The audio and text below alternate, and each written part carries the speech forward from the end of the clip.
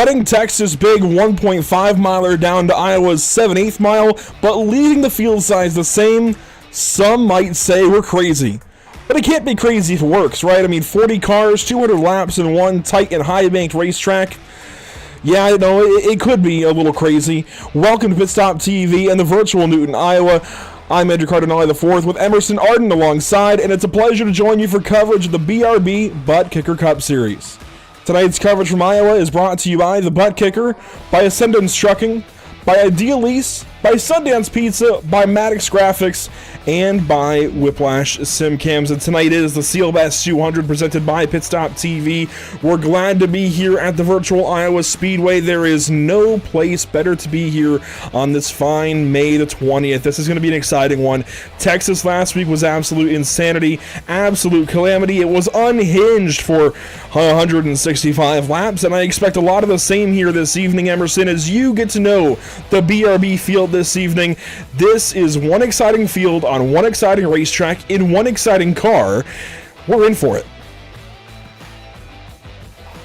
Absolutely, Andrew. Glad to be back and here at this beautiful facility here on the iRacing.com Motorsport Simulations platform. Iowa Speedway, 7/8 of a mile you see there on your track map. On paper, it is a multi-groove racetrack, and these drivers, especially 40 deep, will be trying to make this a multi-groove racetrack. But the next gen is going to make that really difficult, Andrew. The bumps can really affect the next gen a lot. There's a lot of bumps on the top side of turn 1 and through the center of turns 3 and 4. That's really going to upset these drivers if they try to go up there, but finding that balance is going to be key for those drivers trying to escape that single groove style racing through the center of the corners. With 40 drivers, the intensity is going to be rampant all throughout the field, and there can only be so much on the 7/8 mile oval here in Newton, Iowa. And glad to be back here, Andrew. It's going to be a fun one. It's good to have you back, and yeah, if you look at this oval, take away the spaghetti infield, it looks relatively straightforward, but it is anything but straightforward. It is definitely a complicated place to race, and we're going to see that through 200 laps this evening.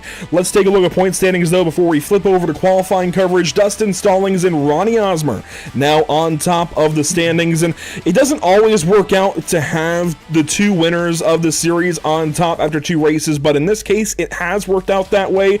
Dustin and Ronnie each picking up a ton of stage points. They have positioned themselves well ahead of Dylan Yeager and Matthew Selby, a couple of teammates there in 3rd and 4th, then Christian Barnes, Isaiah Sutherland, and so on through your top 12. Of course, we got to keep an eye on that top 12 as the season goes on, because that will shape our chase grid. But you see the times rolling in at the top of your screen. They're going to pull up now on the ticker here in about 2 seconds, and that is where things stand in qualifying. So if you flip on over to the sim and turn the engines up and whatnot, qualifying is ongoing with about 3 minutes left to go. Gavin Rogers already the quickest of the bunch, just like in practice, although Nick Renner did have a bit of a goofy lap that landed him on top of things. Kyle Heath is also super fast in practice. Guys like Gavin, Kyle, Dustin Stallings, and Ronnie Osmer were all quick in that practice session, and we're seeing that also in qualifying as times continue to flow in. Let's grab a few cars that are on track, including Cameron Carden, who's spinning into the Geico restart zone. That Whiplash racing driver is going to have to work on that as the day goes on. But some others that are on the racetrack include Cody Dorsey, Christian Barnes, who's high in the standings, Evan Patinko in the 81, and just getting to see some of these paint schemes and put some of the faces to, well, not faces, but car numbers to cars, I suppose, here, Emerson. We're already seeing the same guys up top that we expect to be there through 2 races of the series. Who do we think can maybe swing for the fences here in qualifying and start up front?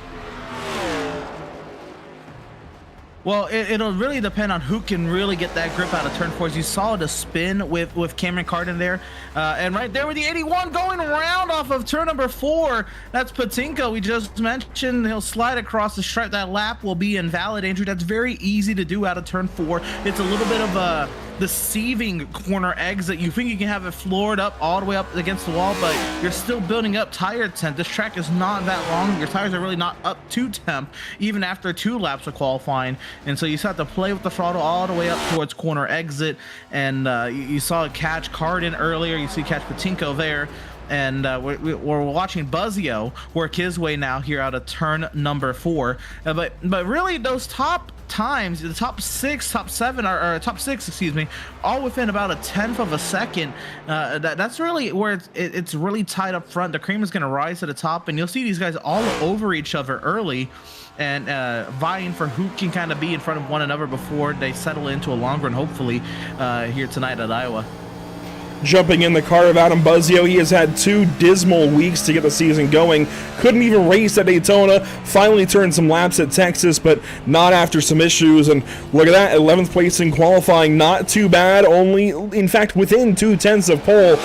Considering this guy had turned about 3 laps at one point of the season and was already in 40th spot at Texas, this is a win for him. To start anywhere close to the top 10 is a big success there for driver number 5. We'll see what he's got as the evening gets started. And that'll just about do it for qualifying. What you're seeing there on your ticker is pretty much where these drivers will start the race as Buzzio brings it down to the relative safety there of pit lane. Nobody left to turn laps aside from Robert Moyer Jr., who has not yet turned a lap. He is sitting in the pit lane. Cameron Carden went into extra laps and even still could not get a lap down without incident. So qualifying pretty well wrapped up at this point. You can see where these drivers will pretty much start the race, and that gives us a chance to look at weather conditions to maybe theorize as to how that's impacting these drivers on the racetrack. It's only 76 degrees in the air, 88 on track. That's pretty tame. That's pretty calm, honestly, compared to what it could be here in the middle of May. Yeah, absolutely. That actually means the track is pretty grippy right now at 88 degrees Fahrenheit. A lot of grip in this track, but you see these drivers still contending with those issues. The tires really have to get up to temp, but you see we flip over to the race session, a little bit of a higher track temp. Oh, excuse me, I guess it calibrated there. We're still about 87 degrees, so still a lot of grip out there, but once these drivers get their tires up to temp, that's when they can really, use and abuse that low track temp. Well, with qualifying out of the way, we can take a look at the Whiplash SimCam's race details before we go over the full starting grid. 200 laps, 175 miles. The stages will be complete at laps 50 and 100, then continue on to lap 200. So 50, 50, and 100 apiece. 5 change sets, 80% fuel load, fixed setup racing with 3 green-white checkers and no fast fix. And that no fast fix, this will be the first short track of the season with no fast fix. That change was made in Season 3, middle of the season, to address some issues that have been going on in Season 3, and it has completely changed the way this league runs. It has really changed for the better. Going to be interesting, though, to see how these drivers take on this short track with that in mind. Let's go over the Lucky Performance starting grid. On pole this evening, Gavin Rogers in car number 17, a part-timer. He finished up front at Daytona, missed last week at Texas, but he's back here at Iowa for some select races. He'll start from pole position alongside Kyle Heath. Starting from third, it'll be Ronnie Osmer in the 15 car. He's got a win from last week at Texas, and then it's round 1's winner, Dustin Stallings, your 2 winners here on row number 2. Starting from 5th place, it'll be Isaiah Sutherland alongside Matthew Selby in the 46 car. From 7th position, Zachary Brownfold, 8th, Carl Pooler, and to complete your top 10, Sam Dyer, a career qualifying run there for car 35, alongside the Y'all Squad machine, Caden Perkins. We find our way back to row number 6, Adam Buzzy on the 5 machine, Dakota Camper in the 3 machine, 11th and 12th. We find our way back now, row 7, Evan Patinko went for that slide and qualifying. It'll still be P13 for the 81, and Braden Wingerden in 14th. Find our way back to row number 8, Derek Dryman and Brendan Maddox, 44 and 23 machines make up 15th and 16th.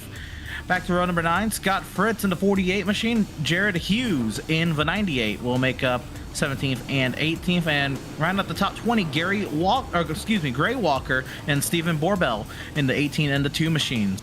Couple of cars not rolling off the grid. Hopefully they get moving here quickly. Eric Jensen will start from 21st. Cody Dorsey from 22nd. Starting 23rd, Andrew Attell in that number 6. He's a rookie alongside veteran Richard Wolsifer. Starting from 25th spot, Zachary Maddox there in the 14. Nick Renner from 26th position. From 27th to 28th, Patrick Hernandez and Christian Barnes. And to complete your top 30 this evening, Jason Bottoms and Cole Lewis. Coming down to the bottom side of the grid, Jamie Plorda will start 31st. Cameron Gilmore will start 32nd. In row 17, we have Coulter Clark and Joshua Parent. back to row number 18, Dakota Bly and Dan Stoccaro in the 25 and 62 machines.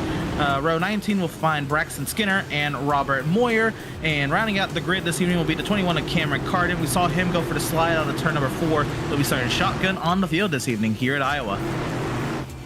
And that is one daunting view. Here he is. He's got his teammate Joshua Parent all the way in the rear of the field with him. It looks like Parent maybe requested an EOL. So those two Whiplash Racing cars will start from the back end of the field with the number 22 of Nick Renner somewhere up there a little ways. And you know, we talk about teams needing numbers. Well, Next Level Racing has got one leading the field. Gavin Rogers, he's going to be one for them to lean on this evening. Kyle Heath from Southern Excitement Racing, Racers for Christ, that coalition, he starts from second.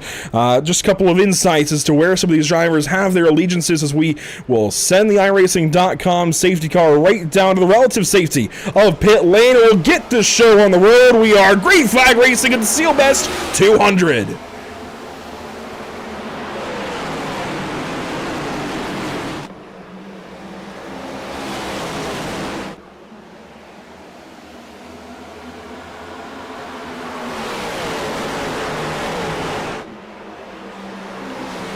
This time off of turn number 4, one lap will go complete with Gavin Rogers out ahead, Ronnie Osmer and Kyle Heath in 4th, Dustin Stallings 5th, Isaiah Sutherland in that first lap, very clean here at Iowa, and right away, caution, lap 2.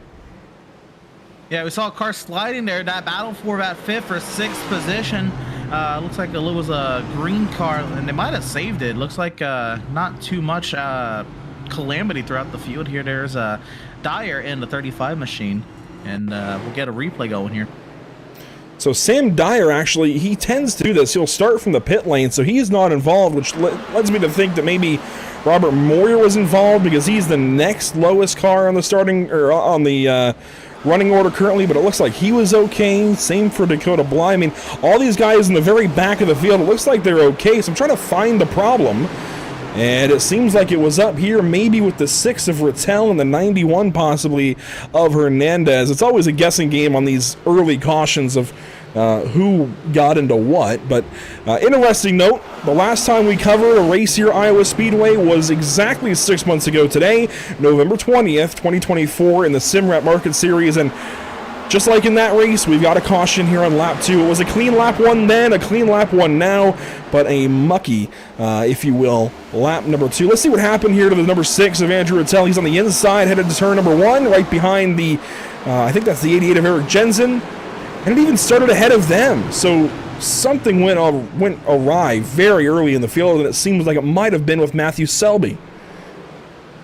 Yeah, it was a little higher up in the battle for 5th or 6th. I believe it was that white and green car get sideways. They were perpendicular to the field, and I think honestly right there, yep, gets sideways, brings out the caution, and also some drivers behind. Unfortunately, the one got collected there. Some drivers behind checking up, trying to avoid any potential incident. Unfortunately, catches a couple more up off guard, but looks like no real damage from this incident early in going here at Iowa. Here's the onboard of Zachary Brandvold, and he just kind of missed turn 1 a little bit, got into the 46 car, and sent Selby for a spin cycle. Now, Selby was able to kind of correct the car a little bit, but did so with the help of Braden Van Wingerden's machine on the inside. That was the number 1 that we saw get involved. We should have the choose this time, I believe. Maybe not. Looks like we might go one more lap before choosing this evening. Sometimes on these short tracks, you just need a little more time to get the field set. But a couple of cars pitting include Braden Van Wingerden, and that number 1's in machine. Seems like he's got some trouble. He's already down 2 laps this evening. That is not the way he wanted to start his day. Matthew Selby, on the other hand, is still on the lead lap, but similarly towards the rear of the field and in trouble. Yeah, unfortunately, had a nice, starting spot towards the front. Now finds himself 5 laps in towards the back of the field. It'll be a long day for him. But if that speed, having that short speed and qualifying, these resets could prove pivotal for that driver in the 46 machine working his way forward, looking to see his way through. And then, of course, still 2 stage cautions in tonight's event at lap 50, lap 100 that he can also play to his favor. as well. And you're right, these short track cautions, they do go a little long, but of course, gives drivers more time to pit. It's a very small track, so these drivers don't have all that much time to sit on the pit lane. So for those drivers getting maybe suspension repairs, as you see the choose happening on your screen now, many drivers right there going for the outside lane. Looks like about 6 until we got a little more going down the left side. The choose is going to be fun here. That outside, very bumpy, so these drivers kind of playing with fire as they head into turn 1 next time by at full speed. It's definitely a big choice to make. Want to take a look at the schedule quickly for season number 4. I know it's kind of covered up by the caution graphic, ignore that, but Iowa here this evening, May 20th, round number 3 of the season, still a brand new season getting going. Michigan next week, then Coda in week number 5, then an off week for, I believe, the All-Star race. That'll be held by the series admins and such on June 10th. Then it's back to Bristol, Kansas, Charlotte, and Dover in the opening half of the season. But for now, back to the Geico restart zone. Gavin Rogers in control in that next level racing number 17. Green flag back in the air.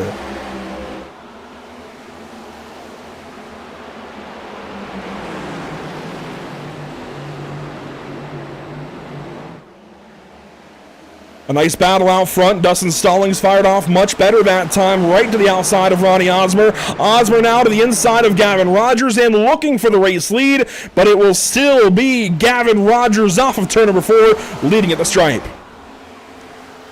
Great start from the 17 machine from that outside starting position, was able to get clear of the inside, and now they are double wide behind the double O of Stallings trying to work down the inside. Osmer, that was Osmer on the inside, the double O Stallings on the outside, got clear down the back straightaway, but Osmer has that run into the corner, pinning him down now. Stallings will get clear off of turn 4. Osmer has to lift off the throttle to get himself cleared up back in line, and he'll go at it again from P3. Caution again, Zachary Maddox, it seems, he's diving through it. Scott Fritz is in trouble, though, in the 48 machine, and it looked like Eric Jensen may have had some damage as well, and already a bad start to the day for the number 48 of Scott Fritz. That is a lot of right front damage.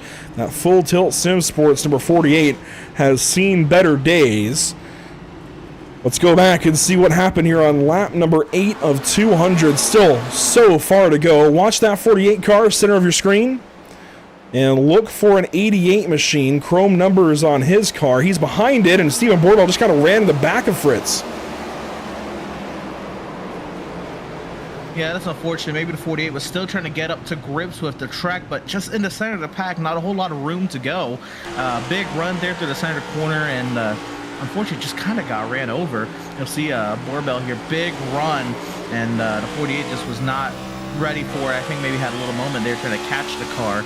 And yeah, we'll get the worst end of that stick. Now, a lot of cosmetic damage, hopefully no suspension damage to that 48 machine, because that will be quite the challenge here at Iowa of some suspension damage. You see there, yeah, just a little bobble through the center of the corner, and Borbell nowhere to go, and hard into the outside wall. It actually will be a good chunk of right front suspension damage for that 48 machine.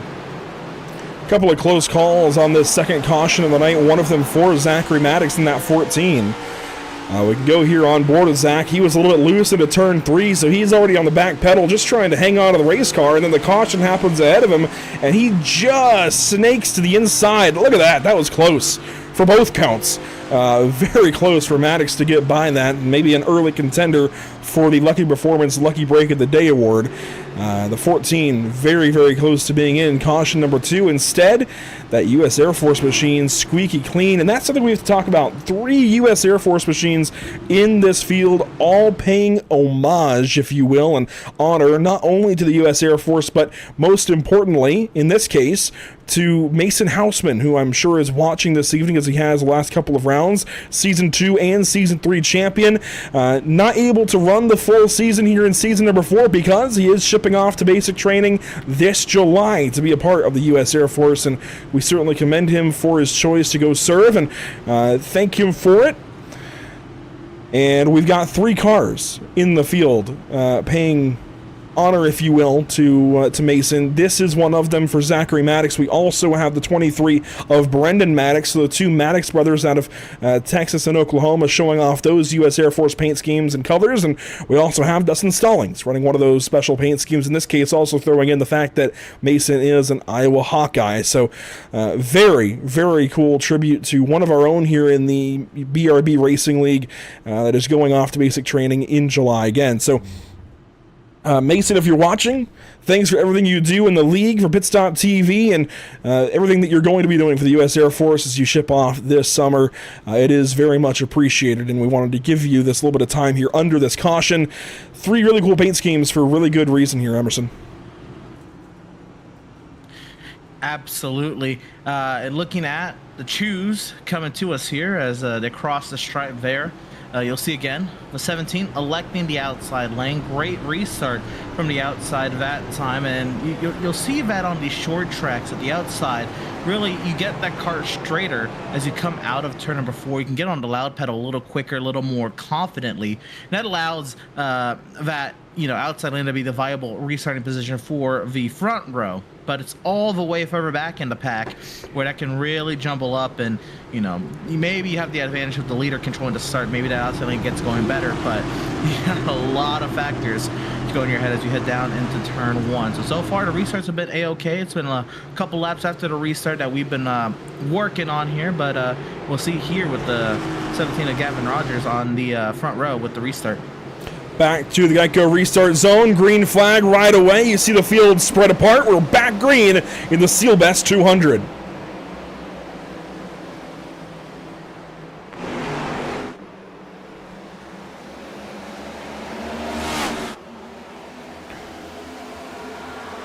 Mostly single file through the top 10 down to turn number 3. The field getting a little more spread apart on this restart, but Rogers still leading the way as Borbell checks up, and there is a caution again.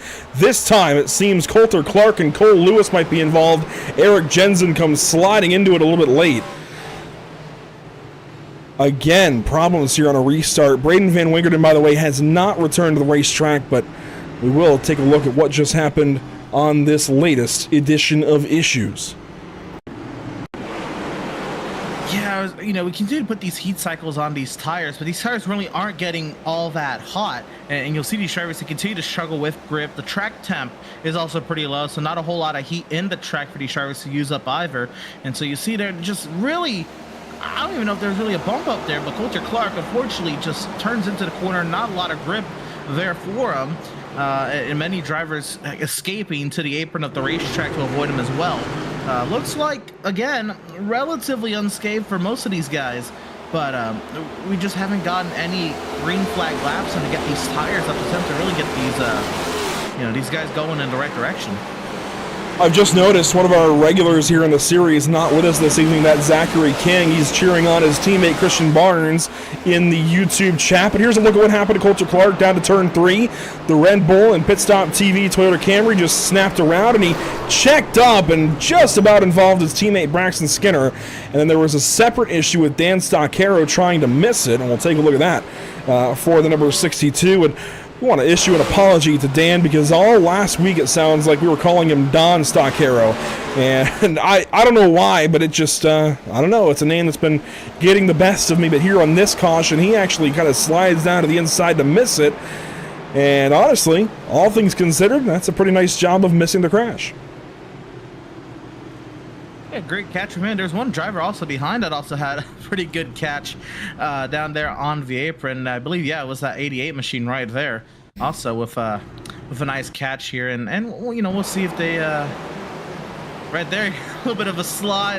They'll catch the commitment line, but I'm sure they'll be okay. That's Jensen there, Eric Jensen in the 88 machine. A little bit of right front damage, maybe just a little bit of a ding there in the field. That'll happen in the Hornet's Nest at the short tracks, but slow start to the action here today at Iowa. But once these guys can get a couple of laps under their belt, get those tires up to them, get these cars into the racetrack a little bit, I think we'll be a-okay. A couple of cars taking repairs, including Scott Fritz and Sam Dyer. Zachary Brandvold works at the back end of this field, and Coulter Clark, I'm sure, will have to pay a trip down to pit lane off the start of this one. Now, it's tricky because we've had all these back-to-back cautions. Emerson, these drivers will have to pay a penalty if they cause a caution and serve a drive-through. But that's difficult to do when you keep getting caution on caution on caution because you don't have any time to actually get down to the pit lane. So we'll see how these drivers navigate that. Of course, Stephen Borbell would have had the previous EOL, and I'm sure Coulter Clark will have this EOL. As you see, the choose result in Gavin Rogers going right back to the top, Ronnie Osmer going right back to the bottom. Row 2 will have Kyle Heath down low and Dustin Stallings up top, so pretty much the same format as we've had the last couple of restarts. Some highlights in the top 10, definitely going to include Adam Buzzio, who is up to 5th spot, Carl Pooler, who's up to 8th, and Evan Patinko inside the top 10 there in that number 81. And let's not count out Gray Walker, who is currently in the top 10 and slated for a 10th place restart this time around. Now, we are going to have some 182 laps to go. When we go back green, strap in. Let's see if we can get some green flag laps in this time around. It's been a tricky start here at Iowa Speedway, but let's see if this Seal Best 200 can get going this time into the Geico restart zone. Green flag back in the air.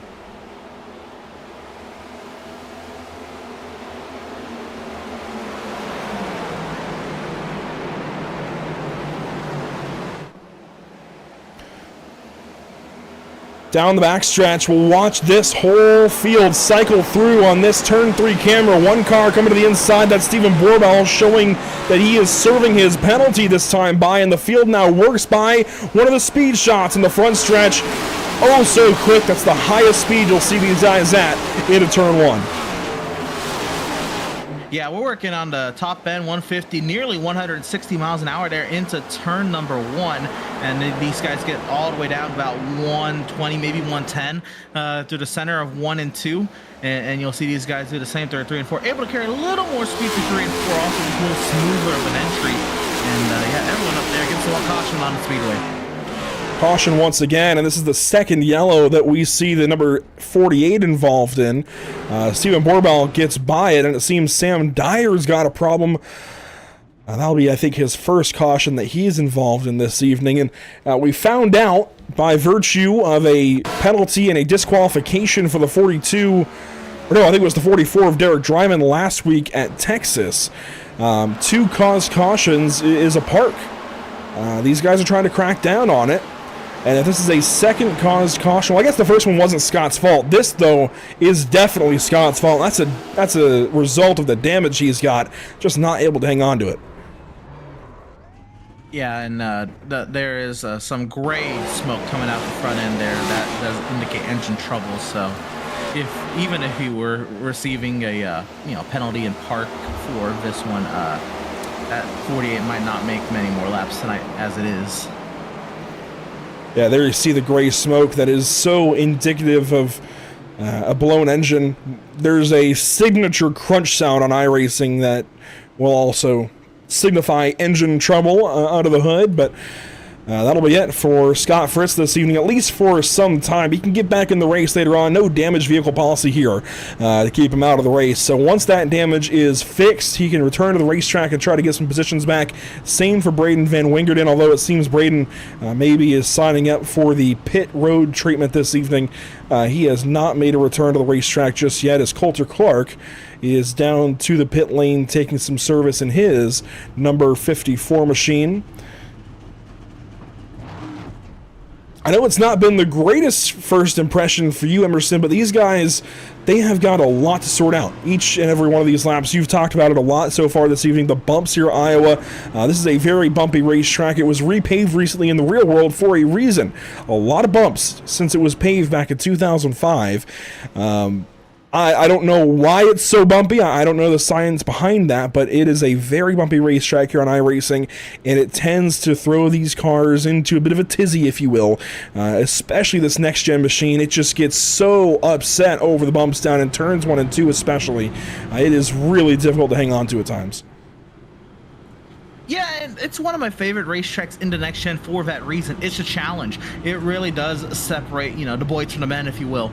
It really does separate the good from the great. This track is a very fun one at that. Once you get that line nailed down, it's a lot of fun to balance the next gen car on edge. There's not a whole lot of tracks where the next gen really does shine, but mile and a halves for sure, and I think Iowa is one of those as well.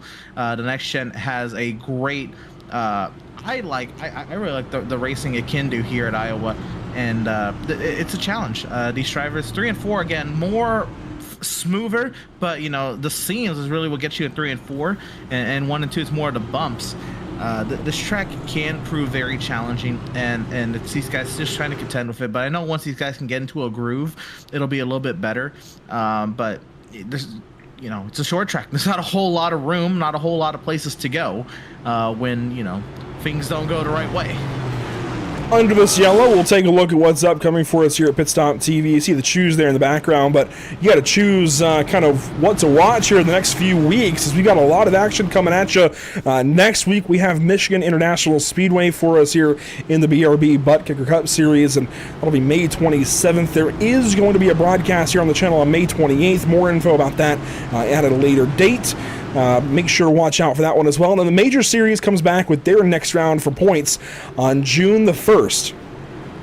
They're at Le Mans, of course, the famous 24-hour circuit there. We'll be running 2.4 hours of action with the Le Mans style classes, GTP/Hypercar, LMP2, and GT3 on Sunday, June 1st as a precursor to the Majors 24. Here we go, back out of turn number 4 to the Geico restart zone. Oh boy, half of stage 1 complete and a really crazy restart there. A lot of big shoves amongst the top groove and a lot of dented bumpers as a result.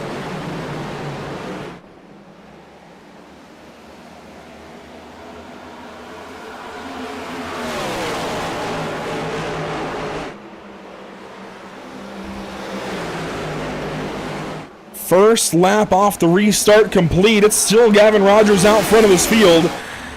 And so far, so good it seems through the field. That first lap off the restart went complete, and it didn't seem like there were any issues. Side by side for second place, Dustin Stallings, Ronnie Osmer. The two winners so far on the season, side by side.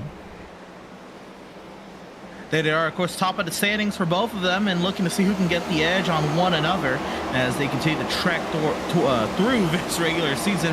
Gavin Rogers out in front, and Keith, and we got a car around there off of turn number 4. Looks like that is the 44 machine. Derek Dryman out of Texas, losing it there out of turn 4, but we stay green. He's off the racing surface, and now these guys starting to get into it. You see the 00 pinning down to 15 once again. We saw that on one of the earlier restarts. Stallings uses that to his advantage, gets him clear, and that's gonna open the door for Heath. Maybe no. Osmer back down to the inside, really guns it down there into turn number 1, trying to keep that 15 car spooled up on the inside, but to no avail. Stallings, big run down the back. We'll try it again here in the 3 and 4.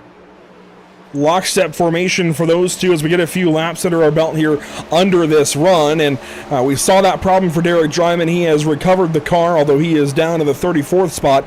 Granted, he is ahead of the 3-lap down cars, Stephen Borbell, Braxton Skinner, and Eric Jensen, all running 1 lap down as we start to log some laps for the first time this evening.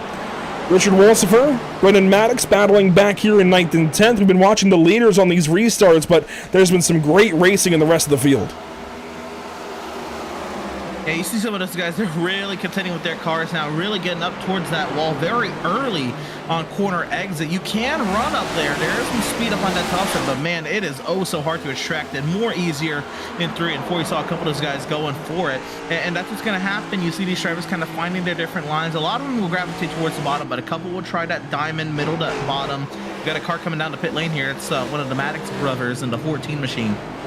Looks like he'll rejoin the racetrack there, albeit in 27th position, right behind Cole Lewis. That's Zachary Maddox in the 14 car having some trouble. Nick Renner and Jared Hughes do some battle now, and it looks like Renner's going to make the pass in that Chrome 22, going by Jared Hughes in that number 98, and there's some smoke ahead. Carl Puller in trouble, and he's going to loop it down on the inside. The 71's woes continue, and he is parked on the inside of the racetrack with no hope of a caution. Off the racing surface for the rest of the drivers. Great news, they stay green. Unfortunate news therefore to 71. He's gonna have to get himself back going here, maybe hopefully for the yellow here, coming up in about 17 laps for the stage, if we can say on the lead lap, if that is. Still that battle for second as Rogers opens up a 7/10 of a second advantage, maybe 8 here soon. Stallings and Osborne continue to do battle for that second position. Heath and Sutherland still in the wings, waiting for their opportunity to shine. And here goes Osmer again, but how about Stallings really bidding that contact on a turn 4? Osmer has to back out of it. Here comes Heath up to live and looking to battle for that third position. Bit of a touch there in 3 and 4. Robert is racing, though, especially on these short tracks. Here comes Kyle Heath now on the outside. He gets a little free off of turn number 2, just hangs on to that Chevrolet as Osborne tries to get back down to the inside, but Stallings shuts the door wisely there, keeps Osmer at bay, and now they get single file once again. And Kyle Heath, racing from Racers for Christ, he's a teammate to the car right behind him, the 24 of Isaiah Sutherland, but they are affiliates with that 15 car of Ronnie Osmer. So talking again about teams for the umpteenth time this season, we have got 3 affiliated drivers trying to take down 1 Toyota Camry of Dustin Stallings, and that time Osmer chose the outside lane through 3 and 4, gives him a run here to turn 1. Caution, Caden Perkins. They're off of turn 4, nearly someone grabbing into that 19 machine, but wow, that's an inopportune place to have the car come to rest there off of turn number 4. I was just about to ask, maybe we'll talk about it under caution, if there's a team championship. Big damage there for the 19 machine. There is, and Next Level Motorsports won that last season in season number 3. Really well done job by them last time around, but here we go. Caden Perkins around with the help of Matthew Selby, it seems, or at least Selby involved, as Perkins backs the car around in the middle of 3 and 4, and Selby had nowhere to go. Unfortunate stuff. Another overcorrection this evening. The first was Scott Fritz. I guess I don't think he was the first one, but most recent was Scott Fritz. The newest, most recent is Caden Perkins. Big hit there, and man, that just a bystander there for that second car involved. You see Caden Perkins back here. We'll go at it again, and a lot of these drivers fighting loose, which I understand the next-gen car can provide that feeling, very light steering, if you would just in these cars with the rack and pinion. But, I mean, these drivers just feel like they're just not in the track, and Caden Perkins get caught out there with this incident. And I'm just surprised. I'm not really seeing these guys get into the track with these cars. Let's slow this down and see if maybe there's a bump or something, or theorize. I don't think he downshifted, so he keeps it in 5th gear, and right there he's already counter steering, so the rear end is already coming around. He can feel the car is loose, and he's trying to steer into the slide, and jury's out on whether or not that's a good idea here. But he steers into the slide trying to save the race car, and then suddenly the front tires finally grip, and he just comes up the racetrack right in front of that Nature's number 46 of Matthew Selby. Hate to see that for the Y'all Squad 19 of Caden Perkins. I believe Ryan Hall Y'all is live currently covering some severe weather across the country right now, but I guess to the next one for Caden Perkins. I know he's been trying to find some good luck this season, has not found it yet, and won't find it here in Iowa, it seems. Yeah, quite unfortunate, both for Perkins and for Selby there. Selby, again, just trying to, bide their time, but here we are, lap 40 of 200, and the restart probably coming in at least 2 laps, maybe even another lap after that. So the stage coming quickly here, and the intensity is going to ramp up, especially amongst the top 10, right? I'd imagine the points up for grabs for those top 10, and you already saw the kind of battling we're seeing just in that battle between 2nd and 5th. We'll see if there's any real battle there around the 10th place position there. We'll see the 3 machine. There's Dakota Camper holding that 10th place position, but that's really where I could see these drivers really getting into it here before the end of the stage. You've got some hungry drivers right behind. Gray Walker, Nick Renner, Jared Hughes, Jamie Plord, Patrick Hernandez. They're the next 5 in line to try and jump into the top 10. Especially that 22 is going to be fun to watch. Of course, he took that goofy line in practice that got him P1. But that Sundance Pizza number 22 has been making progress this season. After joining Whiplash Racing, he will choose the top lane right behind Gray Walker, and that will also influence who will have what spot in the top 10 coming coming to this restart. Camper took the outside, Walker took the outside. That's actually going to open the hole. That's going to move Camper out of the top 10 and Hughes into the top 10 technically because of how many cars chose the outside lane. Hughes able to gain a few spots. That stacks up Walker and Renner. They will restart, let's see, 14th and 16th respectively. So that takes them from 11th to 12th and drops them back a couple of spots just by choosing the outside lane and gives a big advantage to that 98 of Jared Hughes. We'll see how that works out as we've got just inside now 10 laps to go. In fact, 9 to go in stage 1, this time by the flag stand. Let's see what happens on this latest restart as the iRacing.com safety car heads back to the relative safety of pit lane, and we're back green this evening in the Sealed S200.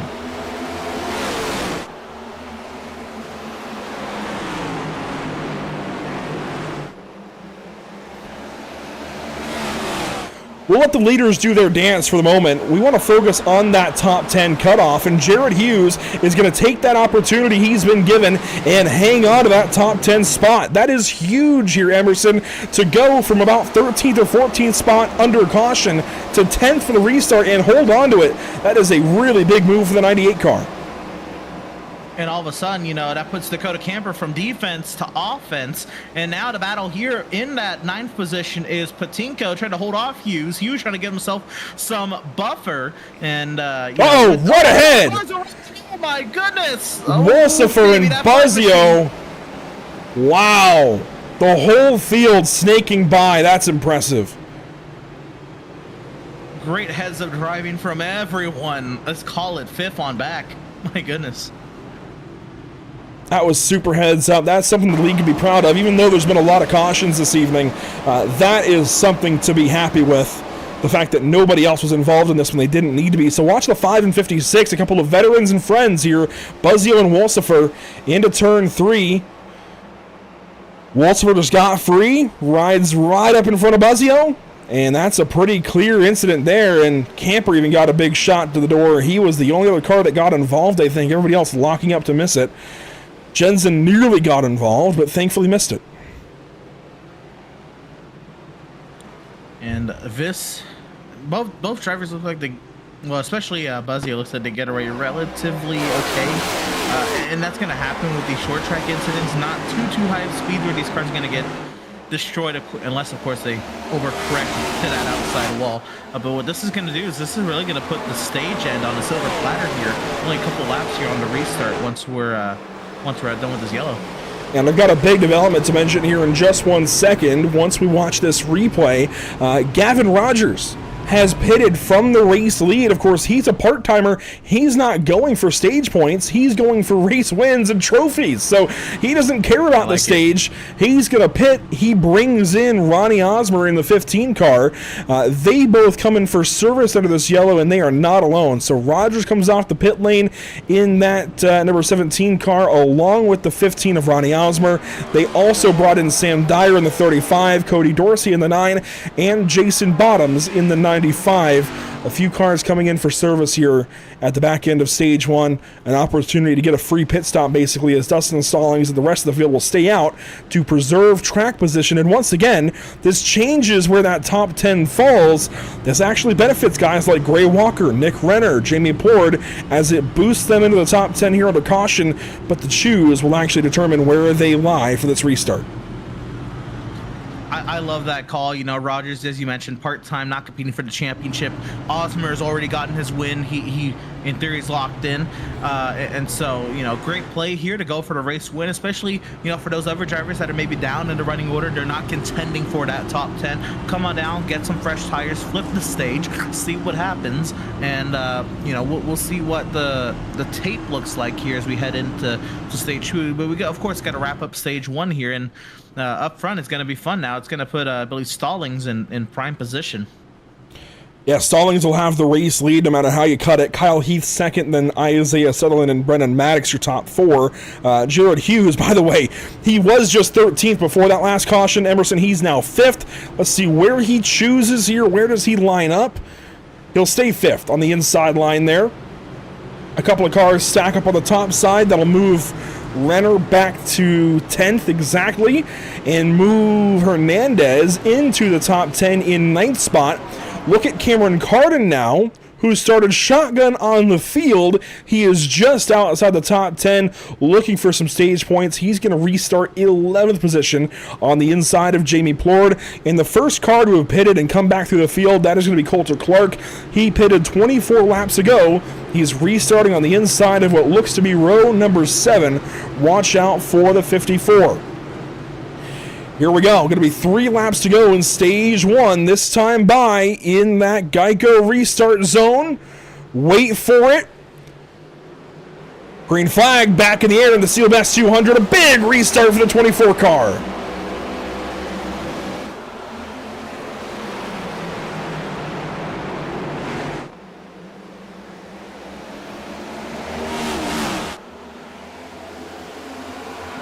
Stallings, Sutherland, and Heath out away with the top 3 spots. Maddox and Patinko fighting for 4th and 5th. 2 laps to go in stage 1. Here we go, and we see Hernandez holding that spot. Gavin Rogers, that's the 21st. But we're working our way here. This is Dakota Camper in that 3 machine, trying to hang on now against the 91 of Hernandez for that 9th position. You mentioned Carden there. Carden, one of those drivers, the driver who was just below the cut line coming into today's race. I know it's early, but every point matters, especially if your points are race. And 1 lap to go in stage 1. The battle for the final stage point between Camper and Maddox. Camper in the 3, Maddox in the 14. 1 car slow. That is Walsifer taking the pass through. Plord gets free. He's going to spin. Everybody misses him to the inside, but up ahead, it's going to be all Dustin Stallings off of turn number 4. He's going to win stage 1, and caution will fly. And this caution, I believe, is for cause, as Joshua Parent is around with trouble in the Murtis Esports Pit Stop TV, number 90. So this caution will fly for cause and for the stage. Unfortunate for the number 90 car. Yeah, I want to see also how, that played out with Plord. Looks like Plord saved it, but was just a rock dropping down the running order down the back straightaway there, and want to see if maybe those guys are able to avoid it or not. But of course, the stage ending allows most of these front runners to come down to pit lane. Pit lane is open, and it's feeding time. Everybody comes on down. It looks like it'll be Stallings, Sutherland, Heath, Maddox, Patinko, your top 5 at the stage. Then Hughes, Walker, Renner, Camper, and Hernandez, all getting stage points in one form or another. We'll see this race off of pit lane and then talk with, maybe we'll go for the replay first of what happened there to Joshua Parent, and then try to talk to Dustin Stallings. We may have to get Stallings on a later caution, but everybody coming into their box. Few cars stay out. Those will be Carl Pooler, Derek Dryman, Jason Bottoms, Ronnie Osmer, and Gavin Rogers. And, a few more. Dan Stockero, Adam Buzzio, Christian Barnes, Cody Dorsey, and Zachary Brandvold all stay out. First car off the pit lane will be Dustin Stallings, so he'll win the stage and be first car on tires. But let's see what happened back at the caution flag for the 90 car. He was behind Jamie Plord, who got way free and locked it down to try and save it. There you see Parent getting a little free himself, but watch Plord in that blue and black 38 car. Parent goes down to the inside to miss it, back up the racetrack, and he and Wolsifer make big contact on the inside. My goodness, that is unfortunate. That's a really strange crash. Yeah, they both make contact off the racing surface. That's a really strange crash because you have the 56 of Wolsifer serving his pass-through for the previous caution with Adam Buzzio. Oh my goodness. And I wonder how race control is going to review this and rule on this, because you could maybe make an argument that this is his second crash, second caution caused, because he gets loose on the inside there and then bounces back up into Parent, and I think that, along with Rattel, is the cause of the caution. You could make an argument that is Richard's second caused caution of the race and second in a row. You could almost argue that he's parked for the night. I don't want to argue that. I don't want to see him parked, but devil's advocate, that's a possibility. As it looks like, let's see, if this is the 1 to green, we won't talk to Dustin. If it's the 2 to green, we will. That's the 1 to green, so we'll give Dustin a second to think as the field chooses and lines back up. It'll be Pooler up top, then Dryman, then Rosmer on the inside, and it'll be, I say Rosmer, it's Osmer, but Ronnie Osmer, I guess a combo. Osmer on the inside, there we go. Bottoms up top in the 95, Barnes down low in the 27, and then Rogers up top in the 17, all lining up. First car on tires will actually be Kyle Heath, I think, with the way they line up. This is going to be a crazy restart. That it will. Now, some of these guys, they're going to be on tires that are not that old, but will have at least a restart on them. And we'll see here how they contend with the drivers on fully fresh tires who have to get some temp into those tires here on the restart. Back around to the Geico restart zone. Let's try this thing again. Stage 2 underway. Green flag in the air for Carl Pooler.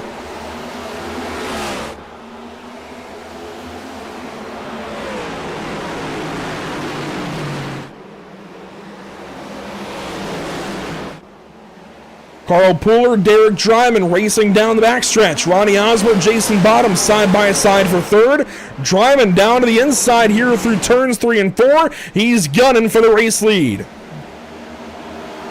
Big run there through the center of the corner for Dryman, but Pooler with that nice exit there out of turn number 4. Here comes Osmer to the outside, and Gavin Rogers re-emerging into the top 5. He wants to play. Everyone all over the back end of the 71. I think he found the wall there off of 2. 3 wide now through 3 and 4. Pooler in the middle. Osmer way up top. He's going to have a monster run down this front stretch. And Dryman went down low. Here comes Rogers now down to the inside. Osmer goes straight down to the bottom. Shuts the door on Rogers. Ronnie Osmer from the Texas win to the lead here. Iowa in stage number 2. What a move. He went from attacking to defending to the lead, and now he has to fend off a hard-charging Gavin Rogers. Pooler trying to see if he can do anything on the outside, and he'll find a wall again to no avail. Rogers P2 now. Somehow, the craziest lineup on the restart gave us one of the better restarts of the night. The field getting spread out and settled in here on lap 58 of 200. Still a lot of craziness going on, though. Dustin Stallings in the middle of it. Brandvold and Barnes on older tires. Oh, Stallings right in the middle now with that. I think that's Heath down low. 3 wide across the stripe. Stallings and Barnes are getting a little up close and personal, and Stallings clears the outside, still working on Heath down to the inside, and Barnes falls back to 10th. Heath now spinning. Jared Hughes. Car in the wall. Jared Hughes in the number 98 around with a lot of front end damage. It doesn't look quite that bad from this angle, but with how hard he hit, that's going to be a severely injured number 98 Ford Mustang Dark Horse. This will give us a chance to talk to Dustin Stallings, but let's see what happened here to Hughes. I'm not no matter speed. I'm not a fan of anyone being perpendicular to the racetrack. Unfortunately for Jared Hughes here, racing as a 54 and oh so slight contact. Wow, that's all it takes here at Iowa in these next gen cars. Thankful again that nobody hit the 98 once he was spun and stopped on the racetrack, but let's see maybe an overhead perspective and see if there was some netcode involved, because I didn't think they really made contact. I mean, yeah, there was some netcode, just a little bit of space between those two cars, and that should absolve Clark of any fault in this crash. I hope anyways. That should keep the 54 in the race for at least one more caution. I can't recall if he has a caused yellow already this evening or not, but let's bring in the double lot machine of Dustin Stallings, who won stage number 1. Let's see if we can drag him down here and dial him up. By the way, this is actually really good info. To back up to that stage caution, it was ruled by race control that the 38 got loose off of 2 and came down into the 56, causing the 56 to spin. So that was not put on Richard Wolsifer, and he will stay in the race. He's back on the lead lap as of this caution, but let's see if we can dial up the double lot here of Dustin Stallings, who won stage 1 by virtue of that caution. although he was going to do it anyways. Let's bring in Dustin Stallings with a stage win now to his record here at Iowa Speedway. Dustin, we couldn't catch you on the previous yellow, too much going on, but how does that U.S. Air Force Iowa Hawkeyes Toyota Camry feel? It feels pretty good. I think that first stage and a couple of those little runs that we had, I think I was just pushing entry, not slowing the car down enough for the center of the corner. So I was struggling with grip a little bit, but I think if we can get some sort of run going where we can start getting in a rhythm, and I think it'll start coming to me. But it's been a little tough to pass some guys here, especially in these little short runs that we're getting. If struggling for grip and tough to pass results in a stage win for you, I'd hate to see, for the rest of the field's case anyway, I'd hate to see what a good handling double aught does for you. I got to ask, regarding this paint scheme, how special is it to have this car on the racetrack this evening with this specific paint scheme, honoring, of course, your teammate, Mason Houseman, who couldn't be with us this evening? It means a lot. Ever since we brought him on the Maverick, we just started getting real close and just talking pretty much about every day, just about anything. And I know lately he's been kind of going through some stuff between school and finals and all that, and then just personal stuff. And I know it's been kind of hard on him, but the main reason that this game I'm running this week is mainly because I know that he really, really wanted to run this race, and it didn't work out. So I talked with our guys at Maddox Graphics, and we threw the scheme together to represent him. And I feel honored to be running his name on this name rail in my car. So I hope we can make him proud tonight. We'll move you back up. Best of luck here on this restart. All right, thank you. Appreciate that time with Dustin Stallings and the little bit of extra info there on his paint scheme as we're going to come to this restart here with Gavin Rogers and Ronnie Osmer out front. Osmer chose the bottom, Rogers chose the top. Green flag back in the air, the Seal Bass 200. And as these drivers get settled in under this restart, rather, I just got a special weather statement from my area here in North Carolina, and this is a message to everybody across the country this evening and this weekend. There's some crazy weather out there. Stay safe. Keep a weather app on your phone and turn the notifications on and make sure you heed those warnings. It could impact this broadcast. Of course, we'll keep broadcasting as long as we can. Who knows what happens here? It's crazy times here and crazy weather in North Carolina. But speaking of, look at that 19, the Ryan Hall y'all squad, Storm Seeker 19 around the outside of Sutherland and Skinner, making a couple of spots. There was Caden Perkins, and trouble ahead. I saw some smoke. Everybody keeps the car pointed the right direction, though. Struggling for grip there out of turn 4. Many of these guys were. You see the 19 lose a little bit of momentum there on the inside lane. It's really hard to get these cars spooled up down there as well, fighting all the bumps. Cars around in the front. Wow, what a miss! That could be our newest Lucky Performance Lucky Break of the Day contender. I mean, he got by it, and I don't think Sutherland did. Let's go back and see what happened. That was Cody Dorsey sitting broadside of the racetrack. He was racing with, it looks like, Nick Renner in the 22 car, which always gives me a little bit of anxiety as team owner. Was also racing around one of our other drivers, Cameron Carden. So let's just hope there was no contact involved. But watch the 9 car center of your screen. Over the bumps, got loose, and Carden gave him a shot. And boom, Sutherland right in the left front of that 9 car. That is going to be a broken toe link and then some. Yeah, that was a pretty good link there on the 9 machine and the 24 coming together there off of turn number 2. And you see a lot. You really saw a lot on this restart, Andrew. A lot of these guys, unfortunately, losing control on corner exit. You had one out of turn 2 the lap before, one out of turn 4 right there. They caught it, and then unfortunately right here, the 9 machine was sideways, and then Carden had nowhere to go, and that's what attributed to this incident. And again, maybe I'm remembering wrong, but I thought, and maybe it's part of the challenge, but these next-gen cars are just not, I don't know if it's a tire model, I don't know what's going on, but they're just not into the track. I think it's a combination of a lot of things. I gotta say, I felt the same thing when I took some practice laps myself.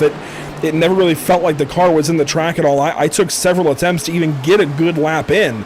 It is very challenging with this race car at this racetrack, as you see the shot there from Sutherland to Dorsey, and then Carden went down and hit the inside wall as well in that number 21 car, and unfortunately I think he'll be taking the brunt of this caution, as he will likely be shown as the car causing it. Now, we could get into semantics, but at the end of the day, it is the car behind's responsibility not to hit the car ahead. So I think while Dorsey made a mistake and got loose, I might have to put the blame on my own driver there in Cameron Carden, because he was the trailing car and he has more control to not hit that 9 car than the 9 does, as he is sliding down the racetrack. It's a difficult part of racing, but it is what it is. Back to the car though. It definitely did not ever feel like in my testing the car got into the racetrack at all. This is a very bumpy racetrack. I don't know if there's some extra adjustments that have been done under the iRacing setup to account for that or what, but I still found myself bottoming out. I still found myself getting free, getting tight. I never really felt like I had a handle on the race car, and it seems like these guys are fighting the exact same feeling. And I guess I'll explain what I mean by that. And you got it right, but more to the viewers. When I mean not in the racetrack, it's not. It doesn't feel like the rubber is sticking to any of the asphalt, or when we go to concrete places, concrete. It just kind of feels like it's on top, almost like there's like a glass pane or ice in between the tires and the contact point between the tires and the asphalt. It just feels like you're kind of sliding on like maybe plastic. I think I honestly kind of a good comp there. And that's what it looks like these guys are contending with. Those rear tires just cannot dig into that track, cannot get that traction that is oh so necessary. It just kind of feels like they're on top of the track, and those tires are not really meshing well with that asphalt. Well, as we get ready to try this thing again, we're nearing the halfway point here of stage number 2. Ronnie Osmer will ride with him to the restart, then head back to one of your TV cameras. This will give a good view as to what it's like in the car for one of these restarts. And you'll see when Osmer fires versus when the 17 of Rogers fires into the Geico restart zone here. Watching the telemetry graphic, first gear restart for Osmer. He fires, green flag is back out, and he got a big jump down to turn 1.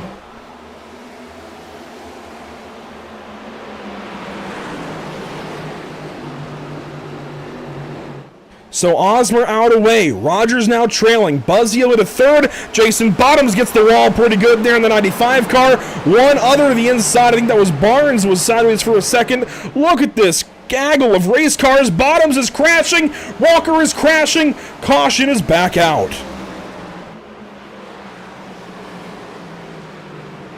That incident looked like it could have been much bigger than it ended up being. Looked like for the most part, the field's kind of been dodging all these cars, kind of losing control out of forward air. But you saw Bottoms; he got the wall a few times in that one lap, and then everyone else kind of coming together just as you will, trying to avoid Bottoms going around, and everyone else kind of gets together. That's kind of the chain reaction, if you want, the chain not even connected. So watch the silver 95, center of your screen, sort of. Kind of towards the top there.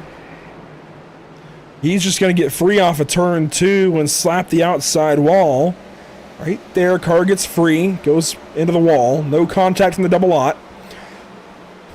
Through 3 and 4, got loose again, and he could have bent something in the suspension there with that contact to the wall before.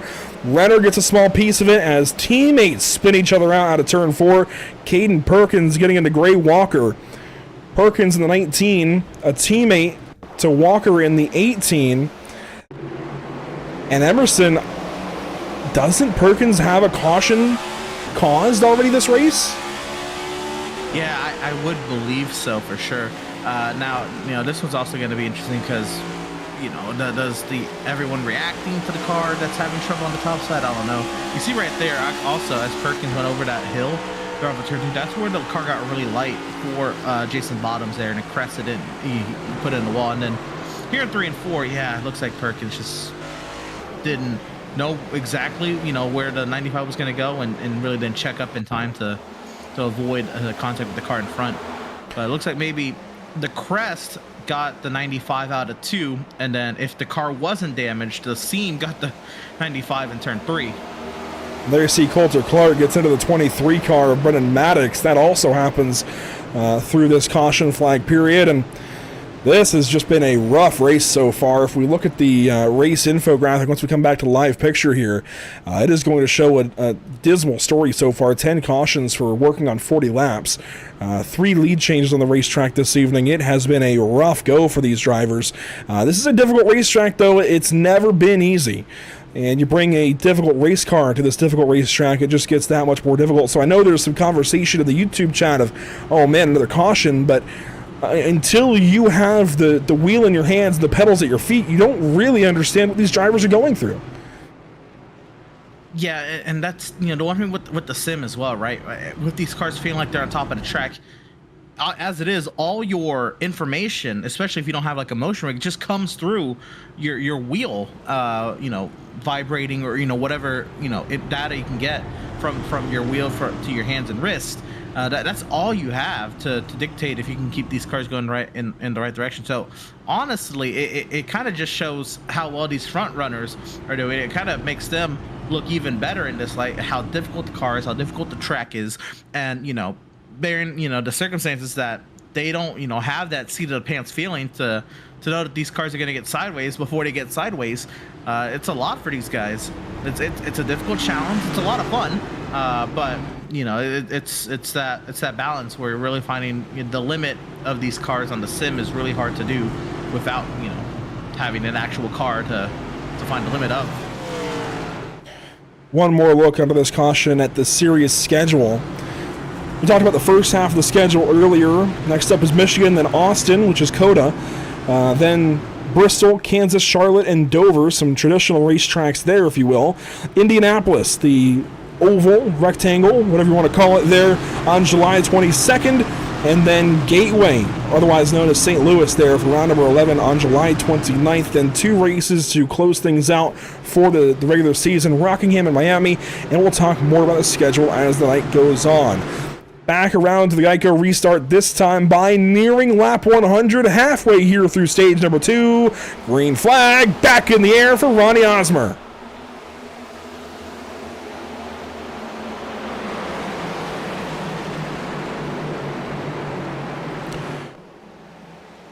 Updates on the rest of the field. Sutherland and Selby have called it a night. Dorsey is 9 laps down, but still in the session. Fritz and Van Wingerden both look like they're out of the race. Lap 77 complete, this time by out ahead is Ronnie Osmer. Gavin Rogers sits in second, then Adam Buzzio in third. Carl Puller leads the rest of the field as he battles here in the 4th spot. And now as we get into the folds of this race, Andrew, you see drivers like Buzzio, like Patinga, they've already been involved in cautions today, and they're back up here in the top 5, and Patinga there in 6th, and so that's just to say that these incidents, they aren't the be-all, end-all. If you can keep the car clean, keep the car going in the right direction, you'll be okay. You'll catch one of these yellows, you'll flip some strategy in your direction, and that's what Buzzio's done, that's what Patinko's done. And you see Stallings now trying to work his way forward from the strategy where he won the stage, but had to pit on the stage yellow. There's the 14. One of the Maddox is in trouble, and a little bit of left front damage. A lot of left front damage. Seems like he might have got into the inside wall pretty hard. That left front is towed completely out. It's not even aligned where it should be with the rest of the suspension. So problems there for Zachary Maddox. That is a rough looking 14 car now as he'll continue on now down the order in 31st. But up front, battle for the race lead starting to shape up. We haven't seen much of it this evening, but Gavin Rogers is hunting down Ronnie Osmer. Osmer's got that win at Texas a week ago. He'd like to double up and go for another this evening, but he's going to have to contend with Season 1 champion Gavin Rogers, who has been part-time the last couple of seasons. Shows up here for a part-time run at Iowa and has got all the pace to contend up front. Yeah, the cream really does rise to the top. These are the class of these two for sure tonight. Maybe Stallings as well with the stage win as well. as he tries to find himself up there as well. But that battle for the lead just tightening up, and we really haven't seen these guys battle one another. And now to the outside goes the 17 of Rogers. Osmer has to go on defense down on the inside, but that outside can be oh so good. You'll see the 17 roar to life. Rogers around the outside. Gavin Rogers to the point here in Iowa. And just in time for another caution, Patrick Hernandez turned around in turn number 4, and yet another car smoking in the 4th corner. He's going to be done for the day. It does look like he'll be able to drive it back, but he will choose not to. He sees that gray smoke and decides he's had enough.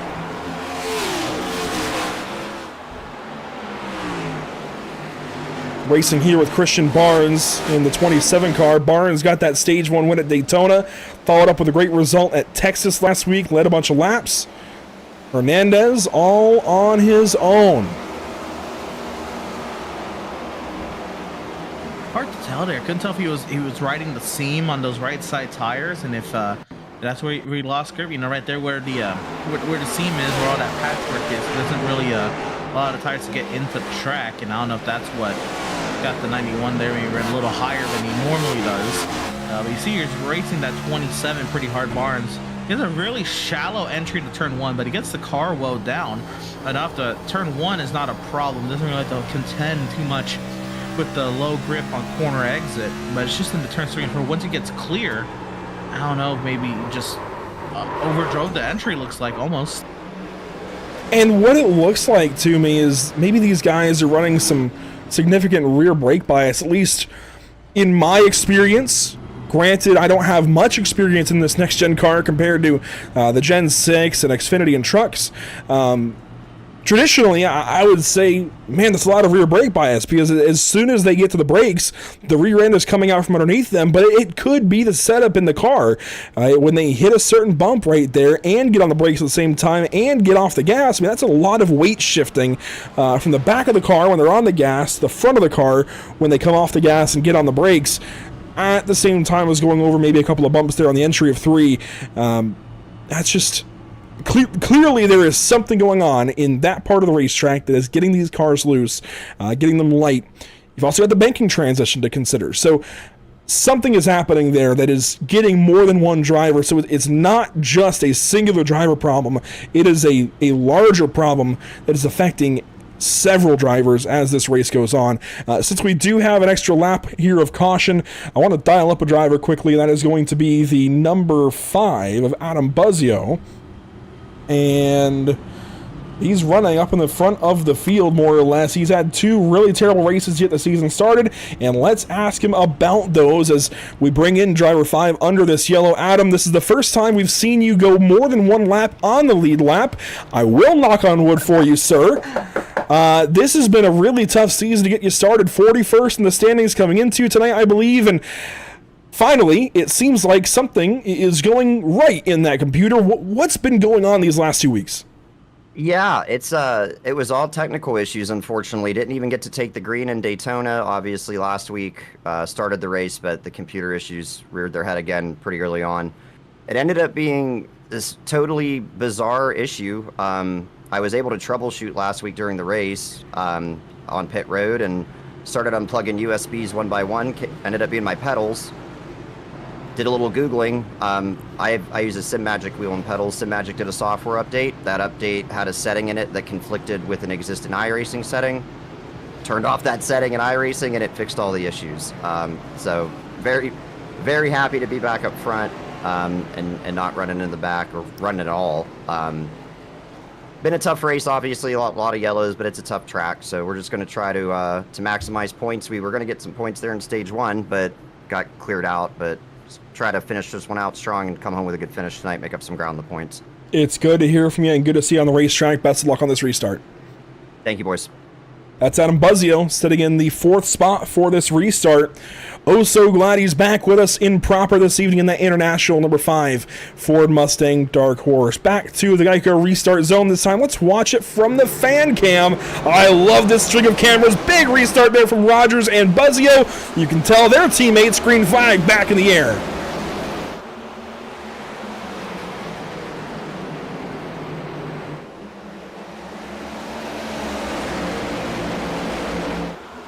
some really unique perspectives here from the fan cam at Iowa Speedway. We maybe took some liberties as to where you could put some cameras and maybe put some fan locations around the racetrack, but I love these shots so much.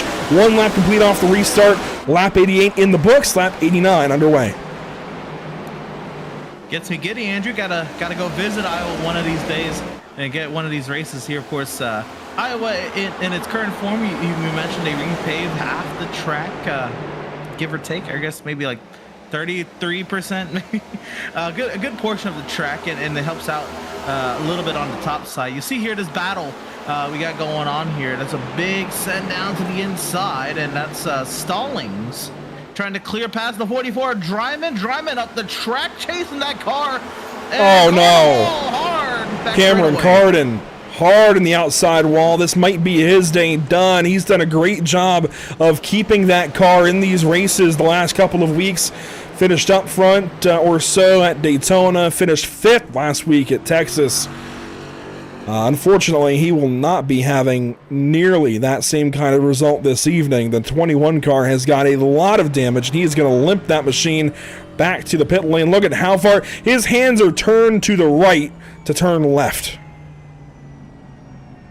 Yeah, that's even if he gets that repaired, Andrew, that car is not going to handle all that great. It's going to be very difficult. It already is difficult when the car is not damaged to drive here. Add some damage, that's going to be a very, very tough outing, even if he makes it back out. He was around his teammate Nick Renner and the 23 of Brendan Maddox and his other teammate Joshua Parent. All 3 Whiplash racing cars under a blanket there. Carden got loose, boom, outside wall. He got hit by Gilmore, by Hughes, and almost by Walker. 10 absolutely walloped in there. Got some airtime on that Manscaped number 10 machine flying in there. Number 10 from Spirit Racing, that's Mason Hausman's team. Oh, up in the air, you're right. Came back down, and that actually disconnected the left front tire. Oh, my. Oh, man. So another car headed to the pit lane for a significant amount of time. Gilmore just cannot get a break this season. Rookie to the series. He'll have to spend a significant amount of time in the pit lane repairing that car. There were some close calls, I want to say. And we're always looking for new additions to the Lucky Performance Lucky Break of the Day. In this case, there might have been a couple. As you watch the 21 get loose, boom, outside wall. No such, actually, you could say, yeah, I would say the 18 of Walker, who was nearly in it. I think that might be a contender. Let's watch it from the driver's eye, POV. He was right behind it. Wow. Fantastic heads-up driving. Drop down a gear, hit the brakes. He's all good. Put it back up to 5th gear, save some gas under the yellow. Our latest addition to the Lucky Performance Lucky Break of the Day contenders there, Gray Walker in the number 18 in his sophomore season here with the BRB Racing League. He'll be 20th under this yellow as just about the entire field will stay out. A couple of cars do pit, including Braxton Skinner there in the 33, Jason Bottoms in the 95, Dakota Bly in the 25, running that special Okaya paint scheme on that Ford Mustang Dark Horse this evening. Sam Dyer also pitted along with Jared Hughes, and Zachary Maddox is leaving the pit lane after taking more repairs on that number 14 car. Remember, he had that moment that we didn't quite catch on camera, but we saw the result of. He's going to be back out there in that 14 car. Eric Jensen comes back down the pit lane along with Sam Dyer. And then Cameron Gilmore and Cameron Carden now are, well, the 2 Camerons. I just realized that. Cameron Carden, Cameron Gilmore, both in the pit lane after that crash.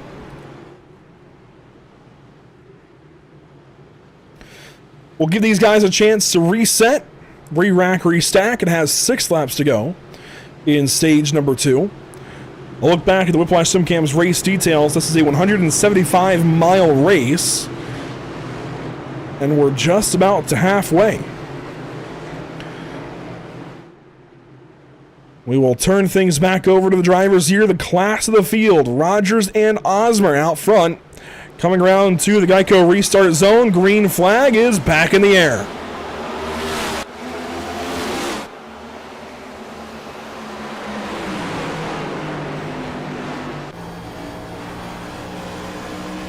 On board with Ronnie Osmer as he chases down the number 5 of Adam Buzzio.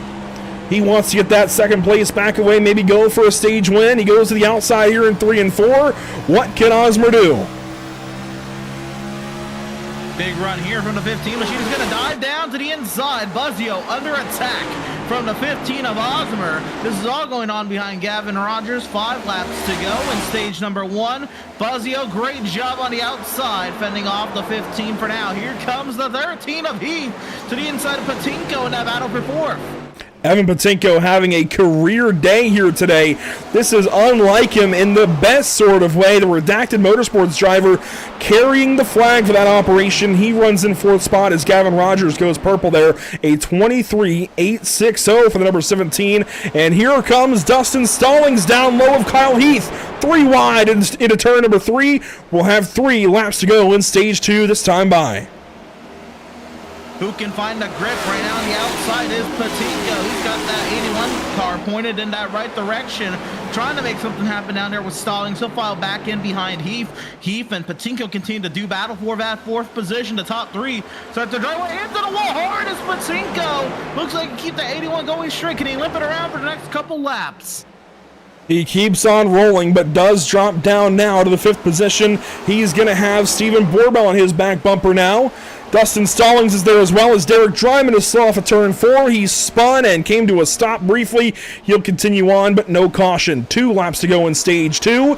Caden Perkins into the top 10. He runs in 8th, Carl Pooler 9th, and Andrew Riddell currently takes the final stage point position over Richard Wolsifer and Nicholas Renner. 1 lap to go in stage 2. Back in front, Gavin Rogers has a 4/10 of a second advantage over Buzzio. Buzzio having a nice little run here, trying to get that 5 machine going right. Osmer P3, but here to go into turns 3 and 4 for the final time in stage 2. To complete stage number 2, there's a good look at the number 17 of Gavin Rogers to the stripe.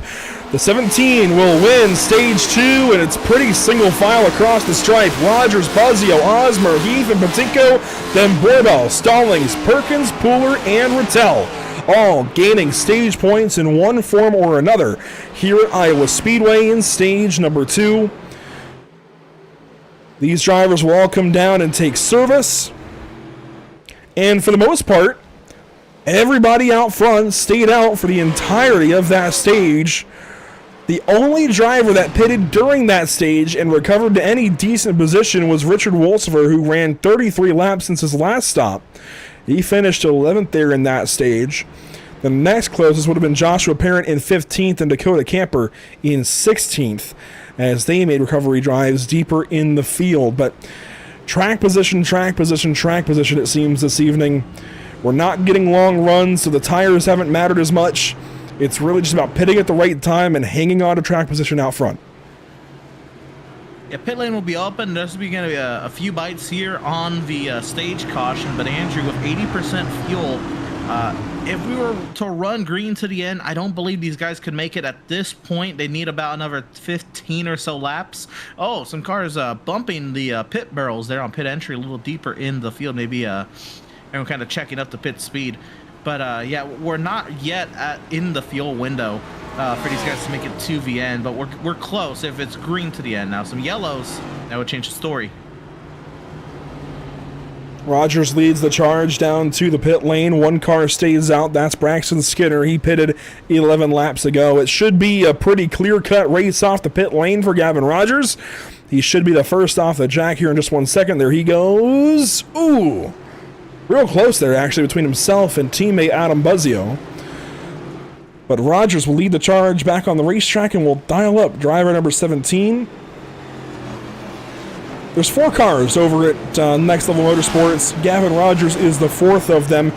Steven Borbell, Adam Buzzio, and Jared Hughes, the other 3. But Rogers leading the charge over at Next Level this evening. That number 17 car has looked so fast tonight, winning stage number 2. Maybe should have won stage 1, but you pitted there from the race lead. How does that car feel? You know, the car feels great. I feel like this car and track combo kind of fits into my my driving style pretty well. It's kind of a rough, somewhat loose track. Just something that I saw on the schedule. I was like, man, I don't think I can miss out on that one. Unfortunately, Mason isn't racing. I thought he was going to race with us tonight. Hope he's doing well. I know he's got a lot going on, but another race is going okay. Just wish we didn't have so many cautions. I feel like this could be a pretty good race if we kept the green and got a long run. I feel like these guys are pretty fast. So yeah, just gonna have to see how this second half here plays out. I'm glad you feel like this race plays into your wheelhouse, because I'd say by the caution count, it doesn't fit into anybody else's wheelhouse. A lot of struggles on the racetrack. Why do you think that is? We're seeing hot spots in turn 2 and turn 3, even turn 4. I mean, what is it about this race car and racetrack combo? Yeah, I really just think it's the underbody and the diffuser. These things bottom out so bad. It's just you can't mess around with the wheel. You got to keep it as straight as possible, and just hope for the best. Try to find where all the bumps are and not hit them too hard, and have the right amount of throttle or brake, whatever point in the corner it is, to not get it to step out. And I think I've got that down pretty good. Just have to hope it plays out here. Best of luck here in stage number 3 as you go trophy hunting this season in season number 4. Appreciate you guys. Good talking to you. That's Gavin Rogers from Next Level Motorsports. Move him back up to his teammates, including Adam Buzzio, who's going to restart right behind him. But Braxton Skinner will lead us back to this next green flag in the number 33 car. He stays out under this caution. And Braxitat, as he's called by his teammates and friends, will bring us around to the Geico restart zone. Here we go. To begin, stage number 3. Braxton Skinner, Gavin Rogers, Rodney Osmer, Adam Buzzio, Jamie Porter, top 5. Green flag, back in the air.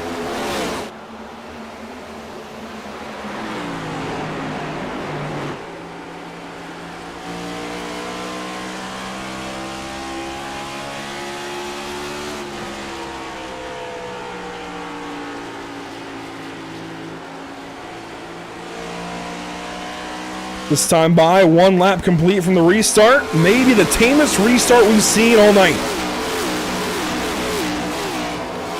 Yeah, Braxton Skinner's got himself out to a near 2-second advantage. No, scratch that. Gavin Rogers right up to the rear end of the 33 machine. Rogers rolls centers of 1 and 2, just so much better than the 33, but now Skinner on the outside. That is the preferred line to come out of turn 4, but Rogers spools up that 17. Skinner across the stripe, but Rogers is on the attack. How much longer will that 33 hang on as he goes way wide in turns 1 and 2? Rogers trying to clear, and he does out of turn 2. Gavin Rogers drives away from Braxton Skinner. Ronnie Osmer now on attack. He'll take over second. He's going to bring that 5 of Adam Buzzio along with. Throw in the 81 of Evan Patinko, having a career day here in Iowa. This fitting into his Midwest personality, I suppose. I'm not sure what's going on, but that 81 looks good tonight as he races ahead of Stephen Borbell. Lap 109 underway of 200. And man, Patinko is on the back bumper of Buzzio. Looks to the inside there. A couple of Ohioans getting after it here for 4th and 5th. What a set from Buzzio, trying to make something happen on Skinner. Now the advantage will go to the 81 as he rolls up to the back end of the 5 machine. They'll be side by side as they head into turns 1 and 2. And Skinner trying to hang on, and Buzzio trying to get cleared now 3 wide behind the 5 machine of Buzzio. 3 abreast for P4. The 2 machine of Borbell will back out, and that's Patinko and caution on the speedway. And Derek Dryman, it seems, will call it a day. This could be, if this is a self-spin, this would be his 2nd caution caused. And for the 44 car, it's exactly that. Self-spin right off the nose of Kyle Heath. Oh my goodness. That is a big hit for Heath, somebody who's been up front today. And Dryman already knows what is in store for him, as that is his, I believe, his 2nd caution caused. I'm pretty sure he had one other. I know he had the self-spin off of 4 that wasn't a yellow, but I think that's his 2nd caution still. We're going to take a look at this, though, from Kyle Heath's perspective. Nowhere to go in this.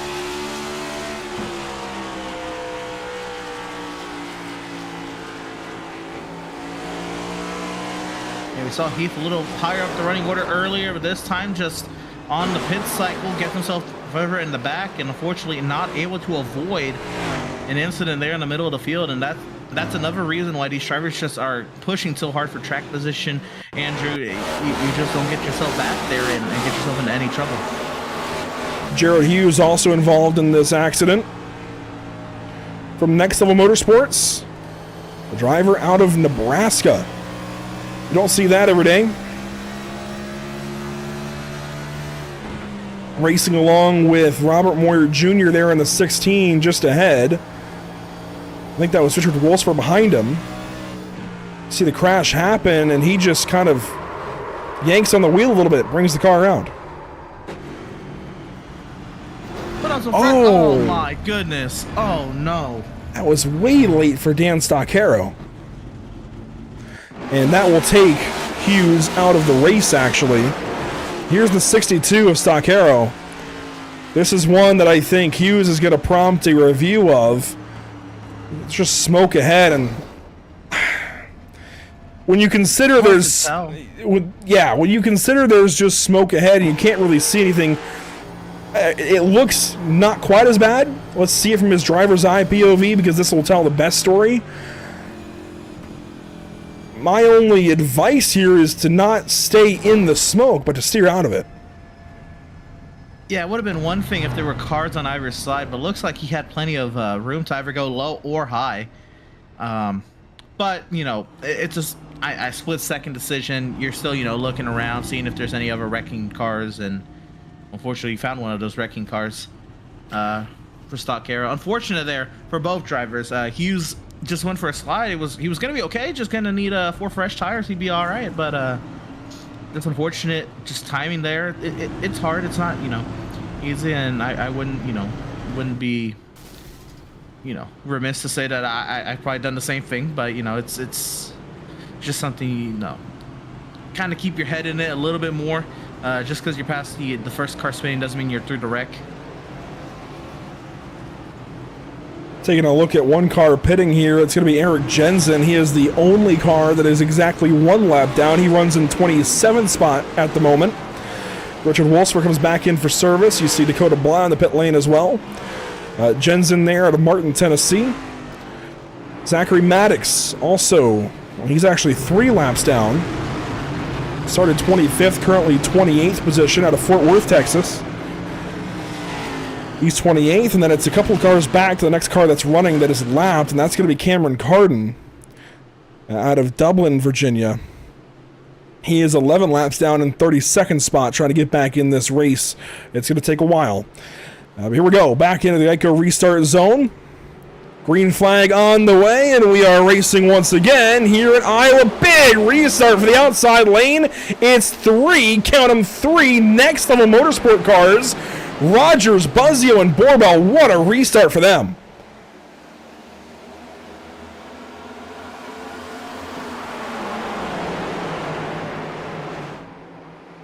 Watching the wide angle here from the blimp. Buzzio on the outside of Osmer. He'll win that battle for now. Borbell through to 4th. And it was Nick Renner trying to follow through, but he kind of got bullied out of the way by Evan Patinko. Patinko will take that 5th spot away as we continue fighting here for 2nd. Spinning! Coulter Clark. Ooh, Coulter Clark hard into the outside wall, and the 55 joins him for good measure. Oh boy.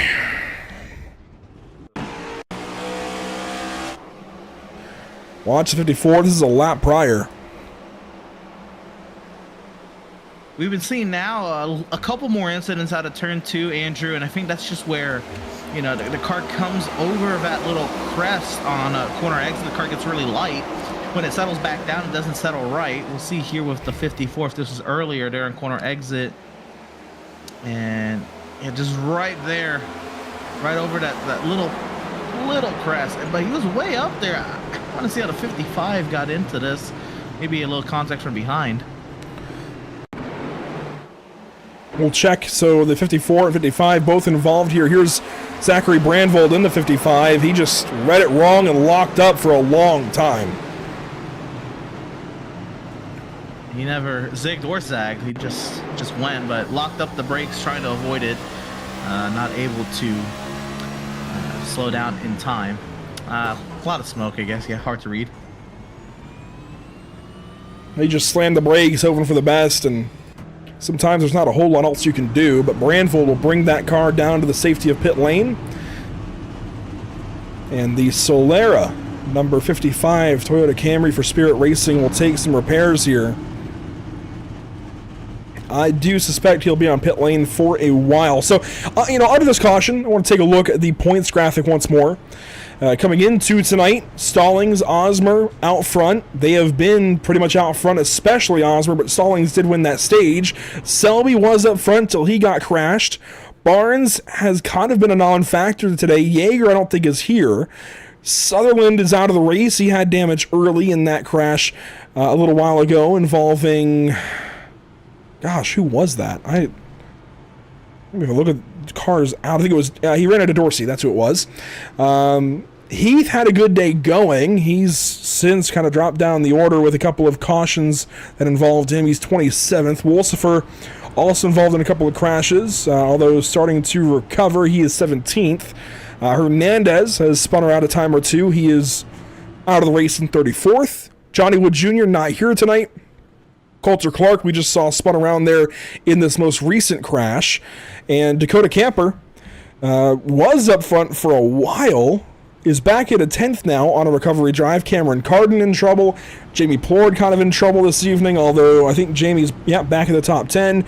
Robert Moyer just trying to hang on. Let's see, Robert is now 13th. Sam Dyer's had kind of a bad day. Sam runs in 22nd.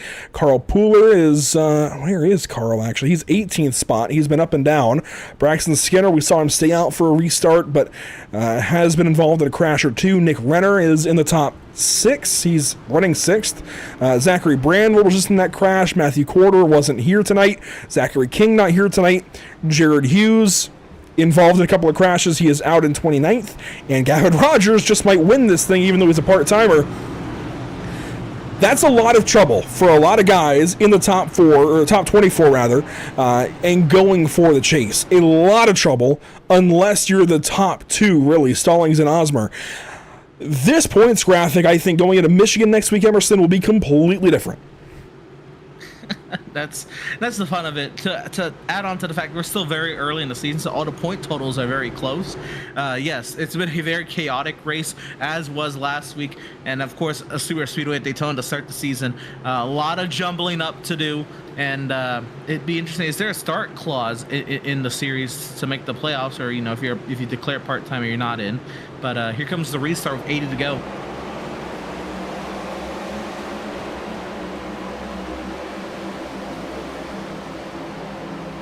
Green flag back in the air. You saw the restart there in the Geico restart zone. A split decision from those next level cars. Ronnie Osmer kind of mixed things up and went high and left Buzzio and Borbell down low. They get single file now. Renner on the inside of Patinko. One lap complete. This time by from the restart. Rattel and Walker into the top 10. They're fighting for 7th. But if this race has been anything, Andrew, Rogers and Osmer, the battle for the top 2, that's what we've been wanting to see. Here comes Borbell. Borbell having a nice run now, has been having to claw his way forward. And here comes Renner as well. Renner's a name we haven't mentioned much. You mentioned he was 6th before the last caution. Now into the top 5, nearly into the barrier, as he tries to save the outside of Borbell now. But Nicholas Renner emerging into the top 5 and maybe going to be a front runner late in this race as Gavin Rogers goes purple out in front of this field. Osmer trying to chase that 17 down, but gonna be hard when the 17's going purple. Renner, a Georgia boy, a new addition to Whiplash Racing for season number 4. Has had a bit of a rough go of things the last couple of races at Daytona and Texas, but has shown a lot of great speed. This is his best run, though, on the season so far. A little loose there in 1 and 2. Falls back into 5th spot right behind Borbell, and he'll continue on inside the top 5 with Patinko right behind. It is a very Ford top 10 right now with Rogers leading, Buzzio in 3rd, then Borbell, Renner, Patinko, all Fords. And then there's a little battle back here with, it looks like, Plord and Camper. Camper making the switch over to Southern Excitement Racing, but still aligned with Plord over at Racers for Christ. And now Caden Perkins jumps into the top 10, and that Ryan Hall, y'all, number 19, he's coming back. Yeah, and they battled it out here for that 10th position. No more stage points to talk about tonight, but of course, just clawing yourself and getting yourself a better finish on the day, and you know, we have Rattel right in front of Plord there as well. And Rattel's had a quiet day. Gray Walker right there as well, all through the top 10. On board of Perkins as he tries to find his way past Plord, fend off Camper as well. With these restarts, everyone kind of still on top of one another. A lot going on, trying to keep that car in the track. Perkins scratches the wall there on corner exit. Not too much to write home about. Here comes the 3, big run. You can see in that mirror through his driver's eye cam. Oh, sideways there is Plord. He's going to slide down and just hang on to that race car. Don't want to bring the caution out. That would have been his second caused yellow. That was a lucky job of hanging on to it to not get a penalty. Although he will drop back to the 24th spot, nearly 25th, as here comes Jason Bottoms on the outside. Dakota Bly would be next. So Plord just hangs on. And then that battle evolving. Here comes Joshua Parent in the 90 car. I thought at one point he was out of this race. He's back into the top 10.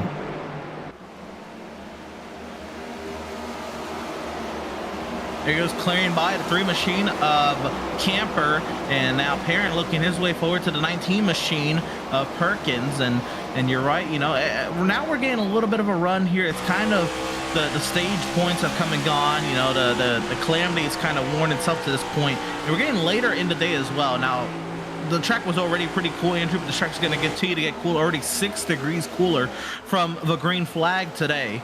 And so there's going to be more and more grip in this track, you know, whatever grip these guys can get.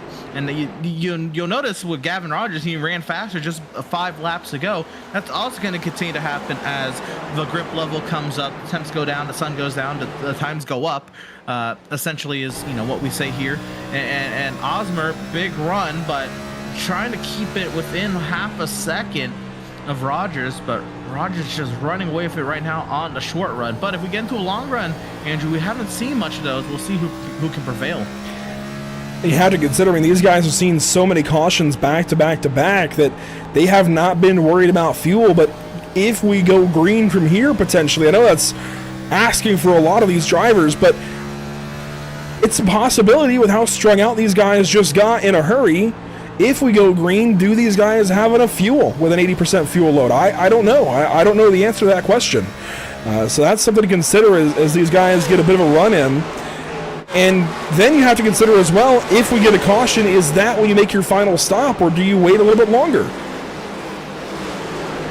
You can imagine the fuel question. They're going to be pretty close to those couple cautions they got after the end of stage 2, but there's still going to be some fuel saving. If they're not going to make a pit stop, for sure some extreme fuel saving might have to come into play here as the night goes on here at Iowa. But right now on board, this is Camper looking back at Perkins. Parent fell back outside the top 10 and now under attack from the 33 machine. And so Parent now trying to fend off the 33 here for P11 and setting himself up forward back on Perkins. Perkins runs 10th, Parent runs 11th, Skinner runs in 12th as Parent gets a little bit loose there off of turn number 2. Right behind these guys, a couple of Limitless Esports teammates in a row. Wolsifer in 13th, and now Stallings going to split them up, but Pooler was 14th. Pooler now down to 15th spot. They don't have their teammate Johnny Wood Jr. here this evening, so Limitless Esports down to 2 entries here at Iowa Speedway. Not what you want to see for that team, but they're handling it decently well, as Richard has been to the top 10 earlier in the race, and Pooler, I think, got some laps led. If we check his stats, yeah, 5 laps led for Carl Pooler, but they are definitely trying to run a bit of a comeback drive right now as Brendan Maddox will drive to the outside of Carl Pooler here. This is down now to 15th spot, this battle, as that Chrome number 23 goes by. The outside line continuing to prevail. If you just get pinned down on the inside, you're not able to open up the wheel, you're not able to open up the gas pedal as much as you'd like with the car to your outside, and you're also contending with the bumps, with the seams, and that inoptimal line on the inside.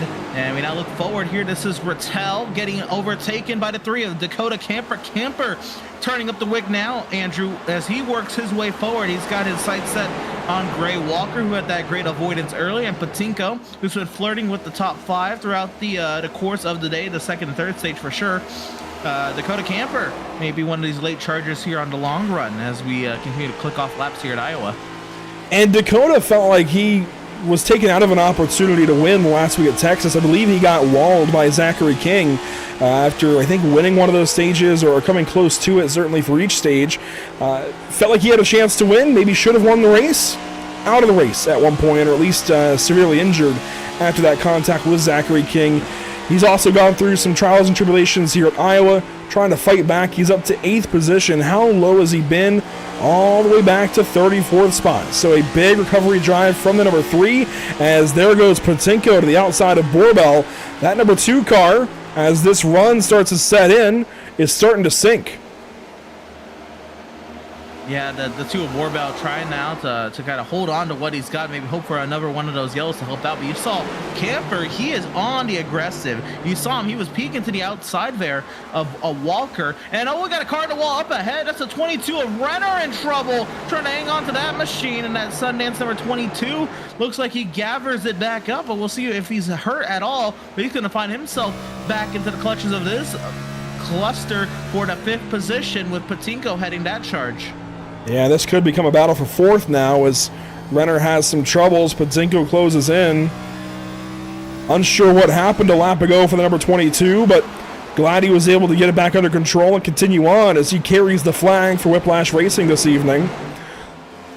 He runs in 4th. Patinko runs in 5th. Walker in 6th. Camper now in 7th spot as he's gotten by Stephen Borbell. And Camper going to work on 6th, diving to the inside of Gray Walker. That battle continues on as they work off of turn number 2.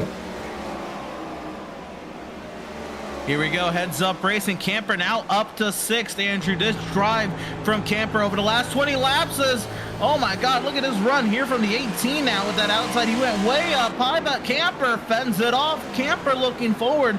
And Dakota Camper really coming to play late here at Iowa. Now Patinko and Renner do battle. That's going to open up the 3 machine to join it. Patinko to the outside of Renner. Here comes Camper to the outside of Renner. And out to the inside goes Camper. Camper goes from 6th to 4th. And now Camper has his sights set on the podium. That was a big slide job and crossover defense from Dakota Camper, and it's just in time for a caution. Carl Pooler in trouble out of turn number 4. And we're about to see a whole bunch of pit stops. This is going to square everybody up to make a pit stop to run to the end. But let's see what happened here to Carl Pooler. He was racing back with Kyle Heath in the 13 car. Heath runs, let's see, 18th after this caution. And Pooler just got free, all on his own. He's going to avoid the wall, but him being perpendicular to the racetrack, that's going to trigger the iRacing sensitivity for caution. You know, they're not a fan of cars being perpendicular to the racing surface. So that'll trigger the caution here with 56 to go. And pit lane will be open. And yes, Andrew, I do imagine final pit stops are coming. Final set of tires and top off on fuel will be the call for most of these guys. Usually at a racetrack like this, you'd think tires would be at a premium, but so far tonight, it's all been track position for these restarts. Tires coming in that run, though, you could tell who had them and who didn't. As we'll take a trip down the pit lane and get everybody a fresh set of 4 Goodyear Eagles and a full tank of Sunoco race fuel, at least an 80% full tank of Sunoco race fuel. Rogers and Osmer into their boxes. Nobody's staying out. That one car you saw on the banking is going for a lap back. And I think that might have been Dan Stoccaro in the 62, as everybody else is currently on the pit lane. And here we go. Race off the pits. It'll be Rogers over Osmer. Just as they pitted, they exit.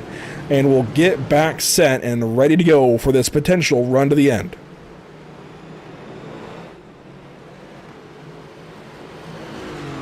Big point here is, you know, the restart will come with just over 50 laps to go, and if they can run it green to the end, that will be a pretty long run to separate those drivers who, you know, can really contend on the short runs, which is kind of what we've had most of the day. But we started to get into a long run there, Andrew, and these drivers that weren't expecting the long run, they were struggling. The drivers who've been geared up for a long run all day, they were ready for it, and that was just a little taste of it. If we can get one here, it's going to be amplified with the checkered flag in sight here in about 50 or so laps. Well, we saw somebody making some big money moves there on the back end of that green flag run. Let's talk to him. It's Dakota Camper. And Dakota, you had a masterful run to the caution there. Of course, we didn't know caution was coming out, so you're making all those moves thinking that you might settle in for a long run to the end. What was the thought process there, and how relieved are you to get a caution there? Oh, yeah, I don't know if I'm relieved. I just got out there and had a good, clean track in front of me and was kind of hoping it would go green for a while, but I know that run I had saved my tires better than my teammates, so I was on my way to the front. It was just saving early in the run and just trying to have it at the end when everybody's slipping. And you had it there towards the back end of the run. I mean, how much further could you guys have gone if that stayed green? Oh, I'd saved under all those cautions. I would have made it. So as we set up now for a run to the end where everybody's on even footing, at least at the moment, can you get these guys ahead? Can you go back toe-to-toe with them for the race lead? Well, it depends on how long it goes green. If it goes green to the finish, then hopefully we'll have something there at the end. We're going to not let them run away from us at the beginning. All right. Well, Dakota, it's good to check in with you. I know you had a chance to win at Texas a week ago. Best of luck here as we get down to the end of things. Thanks, sir. And that is Dakota Camper. He is a teammate, by the way, to driver 15, Ronnie Osmer. Osmer got his win last week at Texas. Maybe Dakota can get his here this week at Iowa. But your front row is all Next Level Motorsport. We'll see how this restart goes with Rogers out front, Buzzio underneath him, then Camper and Osmer in row number 2. Back around to the Geico restart zone. Green flag is back out. Let's go back to the fan cam.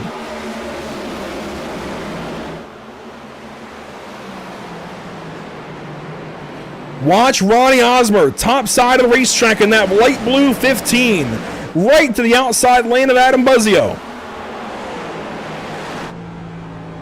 And there you see he's on the outside, still in 3 and 4. This will be a big run, as you mentioned. Up to the fences to 17, right up there, not leaving any room for error. Osmer really closing that gap now to the center corner. I wonder if Osmer now feels if we're going to get long runs, he's got to pounce now and not let Rogers get that kind of a gap he had earlier. Osmer definitely does seem to be more on the aggressive this run. He looks now to the middle of the racetrack through center of 3 and 4. And we'll have a bit of a run. I think he maybe got closer. We'll have to crack the throttle a little bit. And Rogers actually had a better exit out of 4. I do think he got the wall as one car is slow. Oh my goodness, this is not where you want to be. That's not even close to part of the racetrack. That's Brendan Maddox in the 23 car, and this might be deserving, I think it is deserving here of a replay. It's late in the race. What just happened to this driver? Racing with Andrew Rattel and Stephen Borbell. Watch the 23. He was just about in the top 10. And then here off of turn 4, made a lane change, and Rattel was down there. Oh my gosh, that is not at all what you want to have this late in the race. No caution for it. And he is now 25th, 16 seconds behind the race leader. Unfortunate incident there for the 23 machine. He'll have to get a yellow to get himself back into it, but even then, he's going to have a lot of work to do and not a whole lot of time to do it. Osmer continues to beat the back bumper off of that 17 machine of Rogers. They have clearly separated themselves from the field over a second to the next closest car, a Buzzio in the 5 machine, and Renner is still hanging tough in 4th after catching the wall earlier in the last stint. And these two continue to go nose to tail around the Iowa Speedway. Osmer biding his time now, trying to see where, if he has any shrink over to 17, trying to see where that is and trying to set him up. Inside of 50 to go. Osmer works here on Gavin Rogers. Some battling deeper in the field. Let's take a look at it. Oh man, a hornet's nest of cars. You've got Parent to the inside of Skinner. Stallings passing Borbell and Walker. Wolsifer is there trying to get into the top 10 again. Let's go on board now with Wolsifer as there's a lane change out of Stallings, and wow, what a miss from Wolsifer, but Walker down to the inside. It's going to be a spin, and back on the racetrack, that is a caution. Thought he had a chance to catch it down there. Gray Walker, unfortunately, just slides a little bit further up onto the racetrack. iRacing detects that as on the racing surface. Yellow comes out. But wow, that timing with the onboard as well, right in front of the drivers here. Stallings in the 00, just a little sideways, tried to catch the car, and Walker was down there. There they both come around, and Walker parks it there on the bottom lane. Yeah, Walker was just trying to hang on to the race car and eventually went around, but this is a really good opportunity to go on board the double lot and see one of these bumps in live speed. Let's see it. He's just minding his own business, trying to run the inside, and then right here, a big bump on the inside. The car gets loose. As soon as it bottoms out, man, you are along for the ride. And he won stage 1. This is one of the better drivers on today, if you will. He just caught that bump time a little late. He was trying to go for that diamond line that we see this next gen kind of favor there in turns 1 and 2, Andrew. But I think he got to that bump a little early. Supposed to turn down a little later on corner exit, and just got there a little early, maybe trying to cover the door off there, or cover the 18's attack, and just not ready for that bump. I'm curious how race control is going to rule on that. It could go either way, I feel like, between the double lot and the 18. If we slow it down here, you can also see where the track lightens up. There's less rubber around that bump, and that kicks the 00 sideways. He's hanging on to it, and then Walker gets into the 00. So I'm really curious how Rev, our race controller, is going to rule on that, because you can argue that Stallings is going to have it gathered up and that Walker hits him, but Stallings is also saving the car down into the line that Walker is occupying, and then Walker goes with a spin later on while Stallings gathers it up. So that is a confusing situation at the least for what Rev will have to review and deal with there. I would not want to be him in this case as we get closer and closer to turning the lights on this evening at Iowa Speedway. If we take a look from the scenic blimps, I mean, you can tell the sun is getting lower in the sky. Now, iRacing has recently updated some conditions around when the lights come on, and it takes a little bit longer for the lights to actually be cut on now in the sim, so I don't think we'll see them turn on this evening, but we are getting closer and closer to having that happen. Yeah, late afternoon here for Iowa, and put an emphasis on late. These guys have really used their session time tonight. Coming around with 60 laps to go, another couple degrees down. We started at 87 degrees at the green flag, Andrew, 79 now. We're coming down 8 degrees since the start of the race, and these drivers, they feel that grip. They're trying to use it up, but still finding over that line where they're crossing a little bit over when it comes down to maximizing their grip out there. The field will re-rack and restack. We'll take a look at what's upcoming for us here at Pit Stop TV. We mentioned earlier Michigan next week on May 27th, a surprise broadcast on May 28th, the Major Series Le Mans 2.4 on June 1st. We also go road racing here in the BRB Buttkicker Cup Series on June the 3rd. That'll be at Circuit of the Americas. That's pretty much your home track, Emerson, down in Austin, Texas. I know you're from Houston, but Austin's kind of as close as it gets for the NASCAR schedule. And should be a lot of fun as we will be running the West layout for that race coming up in June. But here we go. Back around with about 61 to go. No, 41 to go. Yeah, 41 to go for this green flag. Back into the Geico restart zone. Still Next Level Motorsports on the front row. Green flag is back out, and a great restart that time for Ronnie Osmer.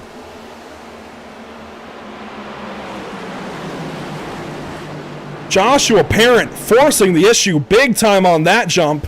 Goes to the inside of Braxton Skinner. Put him 3 wide for a moment. Skinner gets back ahead of the 90, and Skinner's going to go around, and he's going to take the 3 of Camper with him. Caution is out again.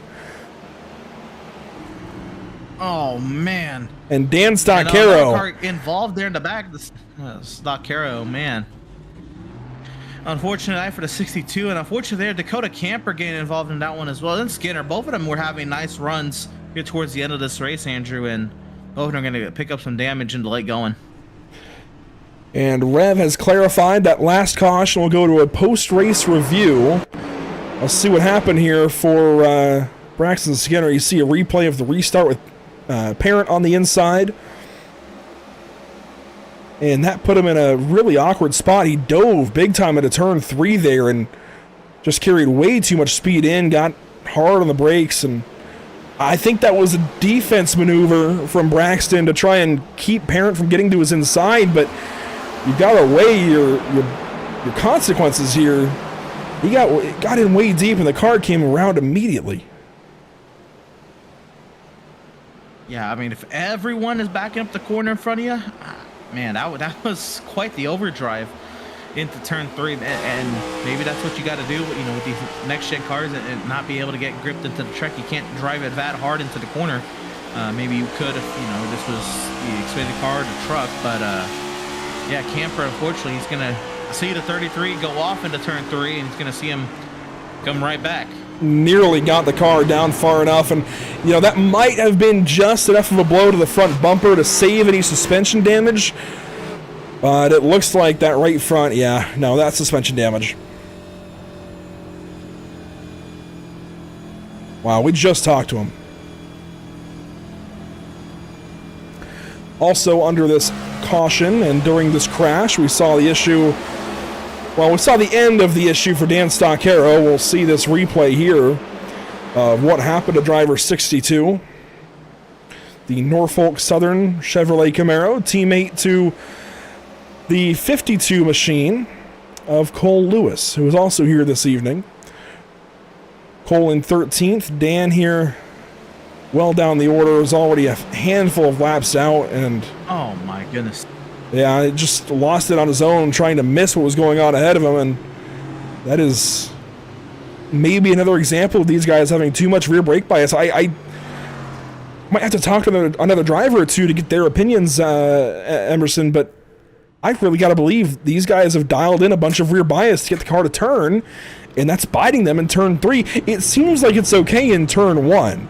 For whatever reason, maybe it's the kind of, if we look at the track map, I can show you what I'm talking about, kind of wider entry into the corner so you don't have to use quite as much brake.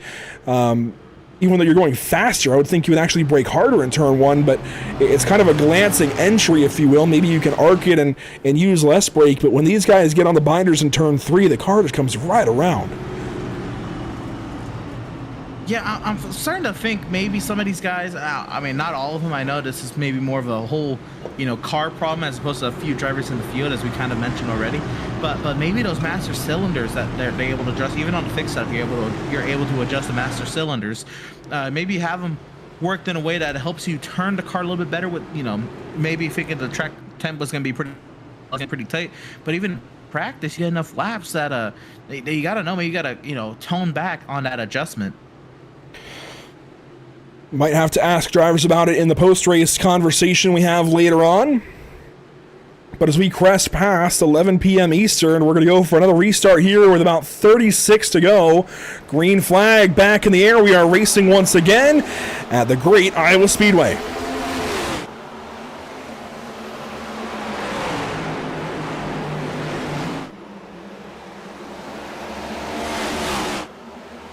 This started as a true afternoon race. It is now late afternoon into evening here at Iowa.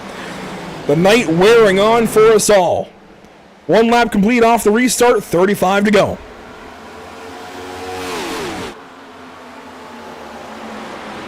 Now getting down into the nitty-gritty of this race. You see now the 90 of Parent working to the outside. Big run on Borbell, trying to keep that 90 machine planted. He's got to the outside of the 2 machine. If he can nail turns 3 and 4, they should be heads up racing on corner exit.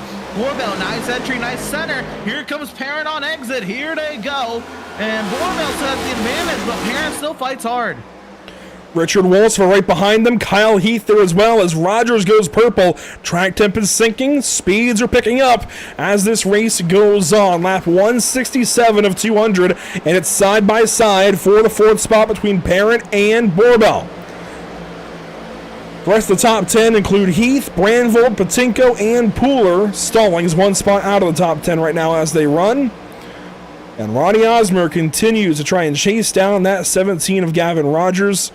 It just hasn't worked out so far. Rogers has had all the pace in the world as we watch Parent nearly get clear of the 2. Oh, he was so close, but Borbell doing a great job fighting back. Here at a turn 4, Borbell actually pulls up a little closer alongside the 90 machine, and so Parent not able to get nice and clear as he'd like here. Now into turns 1 and 2, a little bit of bumpy there on the bottom side of 1 and 2, and Borbell actually takes advantage of it. They'll be side by side, heads up racing into 3. Side by side, maybe 3 wide as Wolsifer looks to the middle of the racetrack now in that Chevrolet Camaro. Side by side across the stripe, there they stay. Borbell down low, Parent up top. They just cannot get away from one another. Lockstep formation, and every gain one driver gets, the other gets it back the next corner. I mean, you saw Parent lunge ahead in turn 1, Borbell lunge ahead in turn 2, Parent lunges ahead here in turn 3, and then Borbell gets the run in turn 4, gets back to power sooner. And then finally that outside lane kicks in for Parent down the front stretch. They are just stuck together right now, side by side, right in front of that 56 car. When you talk about multi-groove racing here at Iowa, Andrew, this is what they talk about. Both lanes relatively equal around the Iowa Speedway. If you can just nail it right, you know, you got both of these guys going at it. But I tell you what, this got to be driving Wolsifer insane, trying to find his way forward, and he's got a roadblock essentially here for that 4th position now. A little bit of a bobble there for Borbell on entry, but he's able to diamond the car off, and they'll still be side by side. Still racing heads up for this 4th position. You're not missing anything for the race lead. This is the craziest battle on the racetrack right now. Inside of 30 to go, and we won't do it just yet. Don't want to break up this battle, but we got to start thinking about that North American Racing League Driver of the Day conversation. And just like that, a caution is out. Robert Moyer and Eric Jensen in the outside wall here out of turn number 4.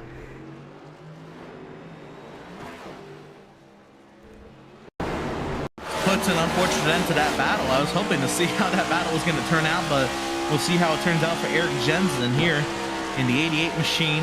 Big run on at 16 up the track. Oh my goodness.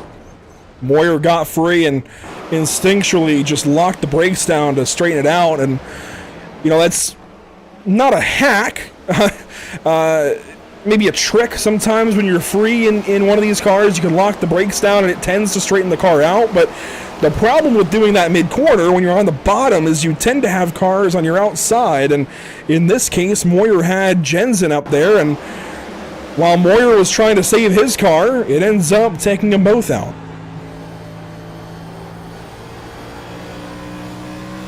A look at it here from the right side of Moyer's car. Yeah, got down into turn 3, you know, was fighting the car a little bit there, but yeah, just kind of chased it up the track. You're right, braking would kind of set it straight, but he was trying to center corner. But even then, I think he was still probably going to find the wall even by himself. A lot of cars coming in here, Pooler, Patinko, Perkins, some of them. And this gives us a chance, Emerson, under this caution flag to talk about as Renner gets a lap back. I didn't even know he was a lap down. He went 3 laps down, it looks like, because that just put him back 2 laps down. Renner getting back in the race. I have no clue what even put him in that position. I don't recall, but regardless, we can talk about our North American Racing League Driver of the Day nominees. And, you know, this is something we do every broadcast now at Pit Stop TV. I know it's been a little bit for you, but every race we nominate a couple of drivers each, and the YouTube chat gets to vote on them, 4 drivers total. I know we did this back in the NRL days when you were still a part of things, but we do this on every broadcast now. I'll save you the trouble of putting you on the spot, but I am going to take the easy route, and I am going to nominate Gavin Rogers. I don't know how you can't. Yeah, that one's a pretty easy one. I think there's that one's a no-brainer to throw that one in there. Gavin Rogers has had a great day. You know, has had to fight off a real challenge from the 15 of Ronnie Osmer, and that'd probably be the next option I'd give. But it's been those two kind of in lockstep formation today, between the 17 of Rogers and the 15 of Osmer. Osmer would be my pick then if you're taking Rogers. And then we get to the trouble of trying to find somebody else in this field that maybe has surprised us. And I think there's 2 really good options in 3rd and 4th. I don't like usually just taking the top 4, but right now, when you consider Adam Buzzio's recovery here of, you know, 2 really bad races where he couldn't even get on the racetrack, and then Josh Parent starting this race from 38th spot and now running 4th, it's hard to look past those 2. I've got to choose one of them, and to stay free of choosing one of my drivers, I will choose Adam Buzzio, because he did put together, or has put together, a really solid race. No laps led yet, but he's been up front for at least 100 laps. This has been a really good day for Buzzio, so I got to nominate the 5 car. I'll go ahead. I'll throw in the 2-car Venna Borbell. You know, he's had to contend a lot with that 2 machine, but he's kept himself up there throughout stage 2 and stage 3. Borbell is continuing to be a consistent driver inside of this top 5, top 10. I like what Stephen Borbell's doing today. So there you have it, your 4 drivers nominated. They are actually the top 4 by the lineup as they come around back to the green flag. Rogers, Buzzio, Osmer, and Borbell nominated for the driver of the day consideration. That vote is now live for you over on YouTube and brought to you by the North American Racing League. Here we go, back around to Geico restart zone. Green flag once again, inside now of 25 to go.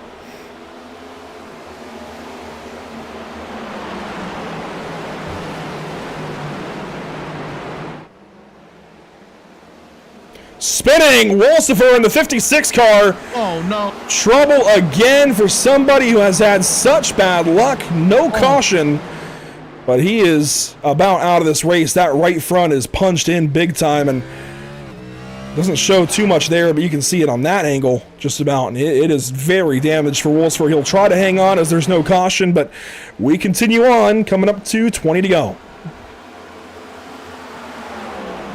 Looked like he was about to eat it there on the back straightaway. Buzzio up to P2. Osmer now has to fend off a big run from Borbell. And all of a sudden, it was Rogers and Osmer, the top 2, kind of running away with this race. Buzzio puts himself in prime position here. If he can find a way up to that 17, he might have a say in it with 20 laps to go. You know, why save any of your stuff? Just gotta kind of put it all on the line here. And here we go. This is Maddox under attack. Parrott, hang on! Big run on the sideways! What a catch! What a catch! That we've seen so many cars get loose tonight just like that and not hang on to it. That'll do it for me. Lucky performance, lucky break of the day to not end up on the outside wall out of this race. That is some driving, Andrew, and you know this rack and pinion steering in the next gen car makes that all the much harder. And my goodness, what a catch from Joshua Parent. Unfortunately, that's going to take him big time out of the top 5, which he had been running oh so well in pretty much the past 100, past 80 or so laps for Joshua Parent. So he's got some work to do. He's going to get back up there, but what a catch to not end that night. Yeah, he'll at least continue on, even though he is down to 17th spot. He can start to work back up. Meanwhile, just inside the top 10, Carl Pooler, Dustin Stallings back at it here for the 8th spot.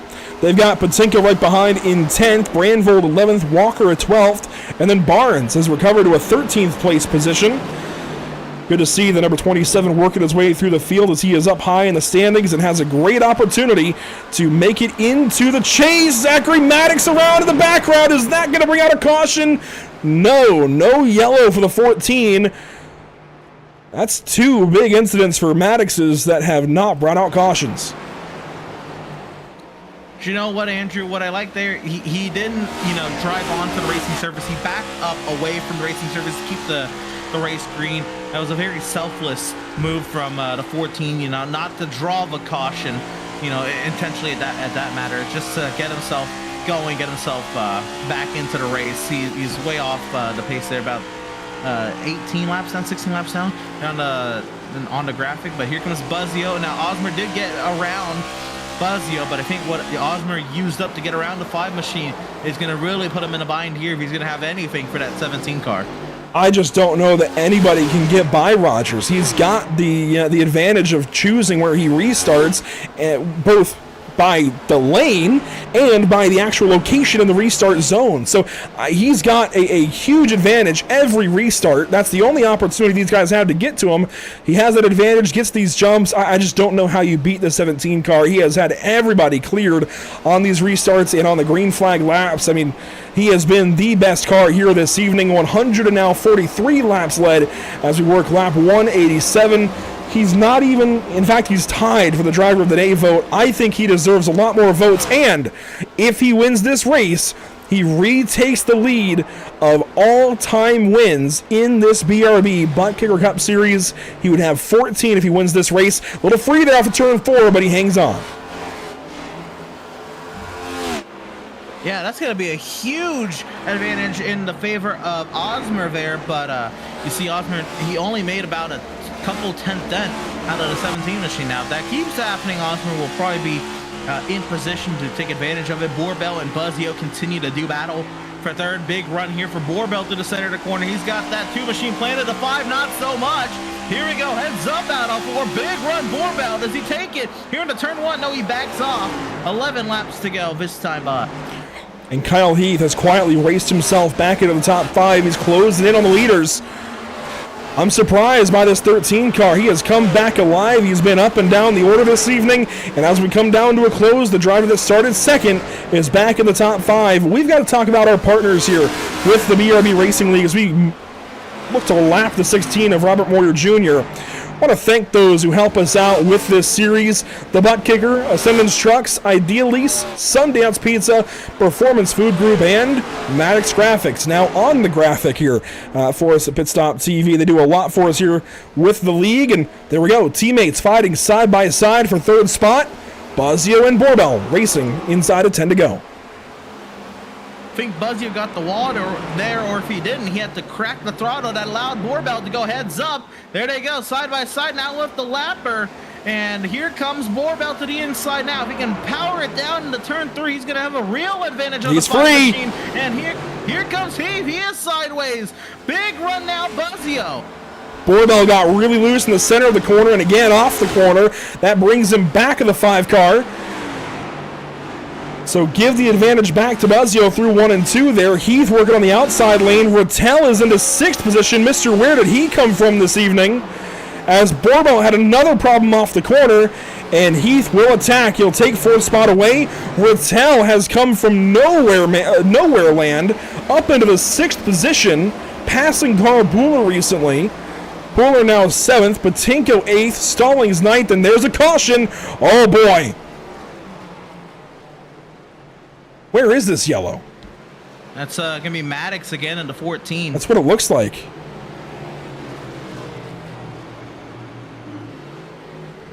Saw the puff of smoke in the slowed 14 car. This is going to change everything. So watch Zach Maddox here in the 14 car. Got onto the apron, and I think he was trying to get out of the way of the leaders and inadvertently brought the yellow out. Almost clobbered both of them. Yeah, he was trying to, just to get out of the way, just to be respectful, and just not the place to do it. You really don't want to be getting yourself onto the apron there in the corners. My goodness, nearly both the top 2 nearly came. Nearly came to an end right there. See, do you pit here? Osmer's looking down low. He's going to take the tires. I would never have done that, not in a million years. He is the lone car to pit. He just wrote himself to the back of the field. Second best car all day. He's going to finish 20-something, I think. We'll see. It's going to be hard, right? I mean, you got to think that the restart's not going to have that many laps left. You got to spend at least a lap and a half getting your tires up to temp. Once they're up to temp, he is going to be an absolute rocket ship, but he's only going to have like 3 laps to do it on a good, like he's going to have the potential for green white checkers. That might be his only cause, or his only saving grace, is if he gets his full slate of green white checkers. But this is quite the interesting strategy play. But you know what, Andrew? He's won his race. Let him play. He's won his race, but with this championship format, he's still got to point his way in, and you don't want to take a bad result when you don't need to. He could have stayed second, and I think he's kicking himself now. I might have exaggerated when I said 20-something, because he is going to line up at around 15th. So I'll take that bit back, but this is still, I'm going to say, a disaster for what it could have been. He's going to pass those couple of lap cars and Carden and Renner and Jensen and some others, but he's going to be back here in 15th spot with less than 5 laps to go on the restart.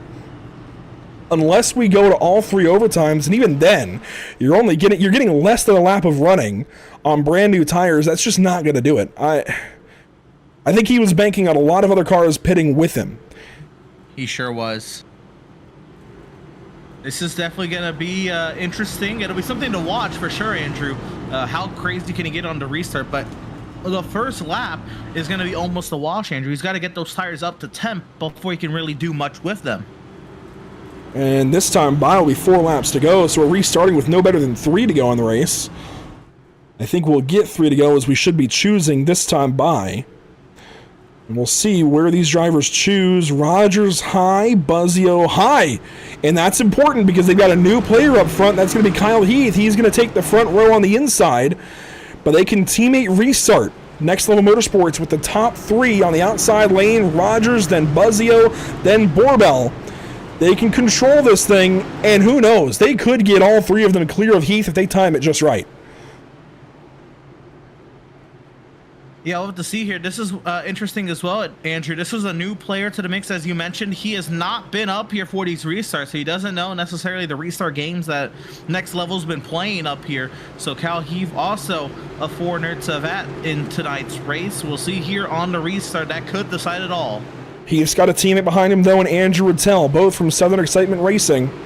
Actually, I think Heath is on Racers for Christ, technically, and the 6 is on Southern Excitement Racing. Regardless, it's like an 8-car team, basically. Here we go.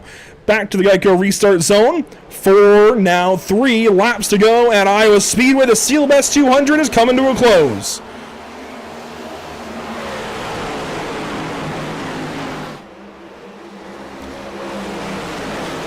Not the best of restarts for Buzzio. He stays side by side with Heath. This time by will be Popsicle Sticks in the air for Gavin Rogers. Borbell all over the rear end of the 5 machine. He wants him to move it and lose it here. 2 laps to go. As you mentioned, how about the 6 of Rattel? He's cleared into the top 5 now. And you see there, Osborne into the top 10, Andrew, but he's got nowhere to go. Everyone's in a train trying to make something happen out on the outside. Look at that power move from the 15 and into the wall goes Osmer. Got the wall really good, but he can get a few more spots here. It's still not going to be what it could have been as we take the white flag brought to you by Whiplash Simcams. It's all Gavin Rogers out front of Iowa Speedway. He's less than a mile away from winning the Seal Best 200. He's just got to contain himself down this backstretch. 1 is spinning. That's done a lot of dust and stallings. But out of turn number 4, the part-timer, Gavin Rogers, is going to go to victory lane at Iowa Speedway in the Seal Best 200. Absolute class from Gavin Rogers as he'll win, and he'll throw it into a slide in turns 1 and 2 to celebrate his dominant victory tonight here at the Iowa Speedway. How about a great run from Kyle Heath and Borbell and Buzzio? I'm not sure if that was a congratulatory nudge into the side, but here goes Gavin Rogers. He'll let it rip on the front straightaway. I do believe that was all love between the 2 and 5. Those are teammates along with the 17. Next Level Motorsports back into Season 3 form. They could dominate this team championship again. Who knows? As they put 1 in victory lane. Gavin Rogers will be posted to victory lane here in the BRB Racing League. And that will break the tie with Mason Houseman. Mason has not made a start yet this season, but Gavin has made 2. Goes to victory lane here at Iowa Speedway. A big win for that Next Level Motorsports driver. He retakes the lead of overall all-time wins in this league at now 14. And the Season 1 champ has won again.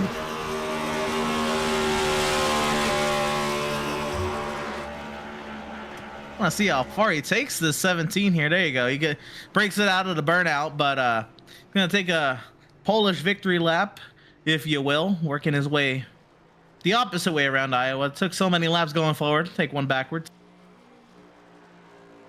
What a day here at Iowa. Another crazy race. Not quite as crazy as Texas last week.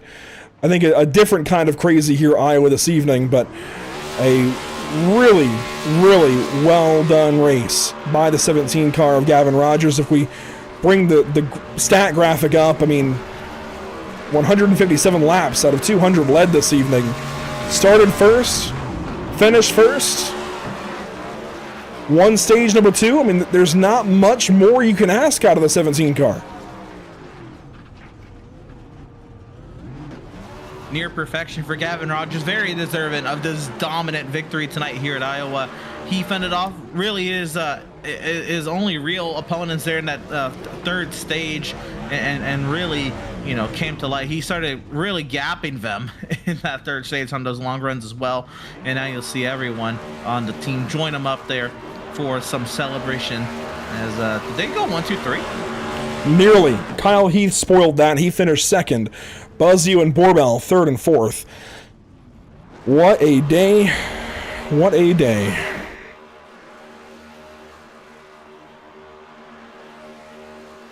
They do team burnouts there at the start-finish line, and we'll give them a moment to celebrate this one before we drag them in for interviews. We'll be talking to your top three, it sounds like, and maybe not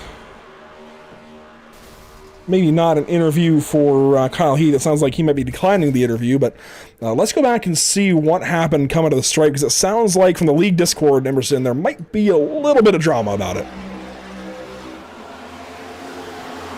Yeah, we'll see here. Is this the final lap here? This is a lot of chaos going on back here. I think we're coming around to the white ven. There's Osmer in the fence, and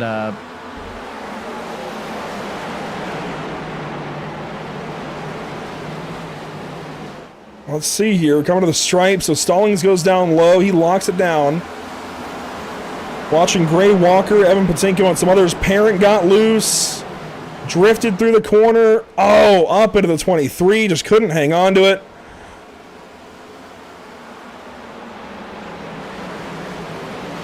oh, still wrecking. Big hit. Oh my goodness, up and over the 19.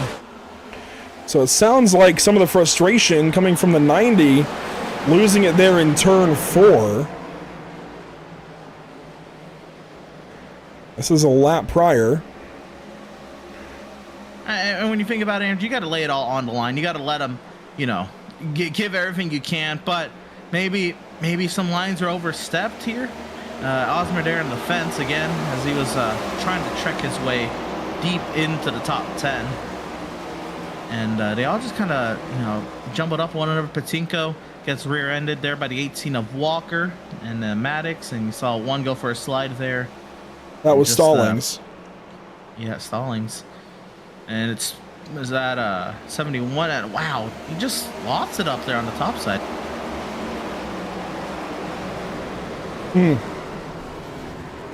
Yeah, you know, I've called out my boys before, and I'll call them out again. I mean, he gets loose. This is all fair game. Everybody's gotten loose here. I don't know that you can be really too mad about that. Everybody, it seems, has gotten loose and lost it in 3 and 4 at some point tonight. But then, if you're the 90 here, you cannot back down across the racetrack, and Richard Wolfsburg gets caught up in that when it's all said and done. Nowhere for him to go, and it was absolute chaos trying to get back to the stripe here. Parent drops down to 21st. Camper finished 20th. We'll look at the full results here in a moment, but not at all what we want to see at the checkered flag of one of these races as Wolfsburg gets back going.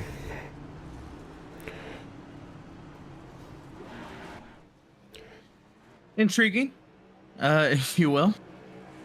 That is one word for it for sure. Let's go back and take a look at the unofficial race results then. Some craziness there at the end, but Gavin Rogers outlasts those last few restarts to come home with the race win over Kyle Heath.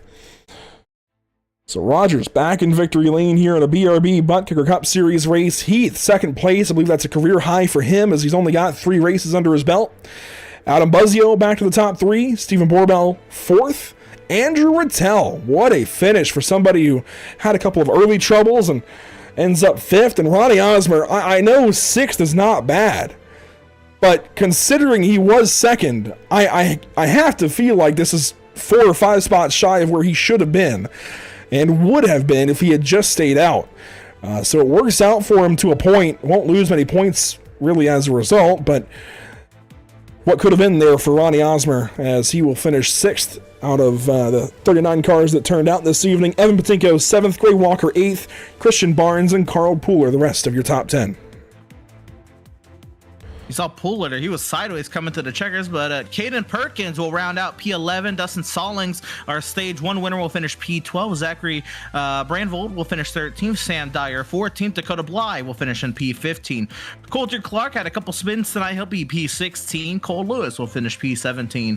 Jason Bottoms P18. Brendan Maddox P19. And Dakota Camper will round out the top 20, as Camper was also gunning for a great run tonight. He'll finish off P20. They're 6 seconds off the pace.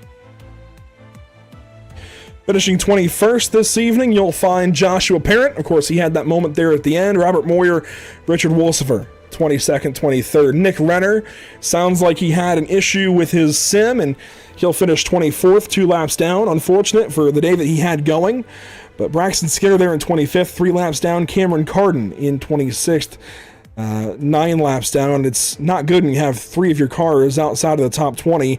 The only 3 that were able to turn out this evening, Parent, Renner, and Carden. So that hits in the feels a little bit, unfortunately. I think some other team owners can relate this evening, as we had some trouble throughout the field. Zachary Maddox 27th, Eric Jensen 28th, Dan Stock-Harrow there on 29th, and Jamie Plord in the 30th spot.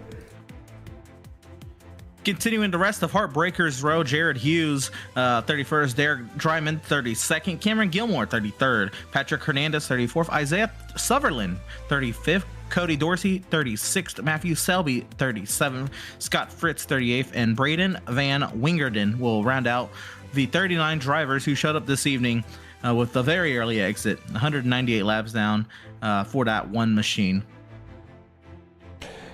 39 cars in all, and this is where we will end the driver of the day vote. It goes to Adam Buzzio, and while Gavin drove the best race you could have asked for him, I can't disagree with that for Adam, considering the last 2 weeks he's had, and to come out here and finish 3rd place is a big deal for Adam.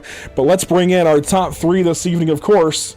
We'll start off with our race winner in Gavin Rogers. A big day for Gavin. He'll retake the overall all-time wins lead at 14 now over Mason Houseman. So you break that tie that was started last season. Was that on your mind at all, or was it all just trophy hunting season for the 17 tonight? It wasn't on my mind till about just a few moments ago. I was just thinking about it. But yeah, man, just the win record is cool. I'd like to have the record for that for sure. Make something for people to chase after, which is pretty neat. But gosh, man, that race overall was very up and down for most, I would say. But this first, want to give a huge shout out to the whole Next Level team. We had such a great run. Unfortunately, Jared and our buddy Nick decided to join us. They both had some incidents. I think Nick had a disconnection when he was running 4th, so it was kind of fortunate that happened. And Jared getting disconnected, I know this is a really good track for him, so just feel bad for him, because I know we would have all been up there if that wasn't the case. But Steven and Adam both pulling off the top 5. Adam getting that P3 after a very rough 2 weeks. Just a very high moment, very high night for the team for sure. High moment and high night for sure for the team. Congratulations to you and all of Next Level Motorsports. And I had you as a lock for driver of the day. Your teammate Adam gets it. I know he's gone through some trials and tribulations, so how much were you able to help him out? Just getting back up to speed, hasn't been able to really race these last couple of weeks, really needing the help going into tonight, and clearly it paid off as he goes 3rd. Yeah, man, I'll be honest, he just had speed. The only thing I really did for the team was this timing restarts right, and fortunately I was able to do my part on that, so I'm glad I could do that. But no, the team's just got speed. They know how to do it. They just haven't had the best of luck lately, so I'm hoping this season's going to turn around. This is a great start to the turnaround, so I'm just looking forward to how the rest of the season's going to play out. I think we got a bunch of fast guys now, so it's going to be a little bit more difficult, but I believe in the team. I know we can do it, and just going to have to see how it plays out.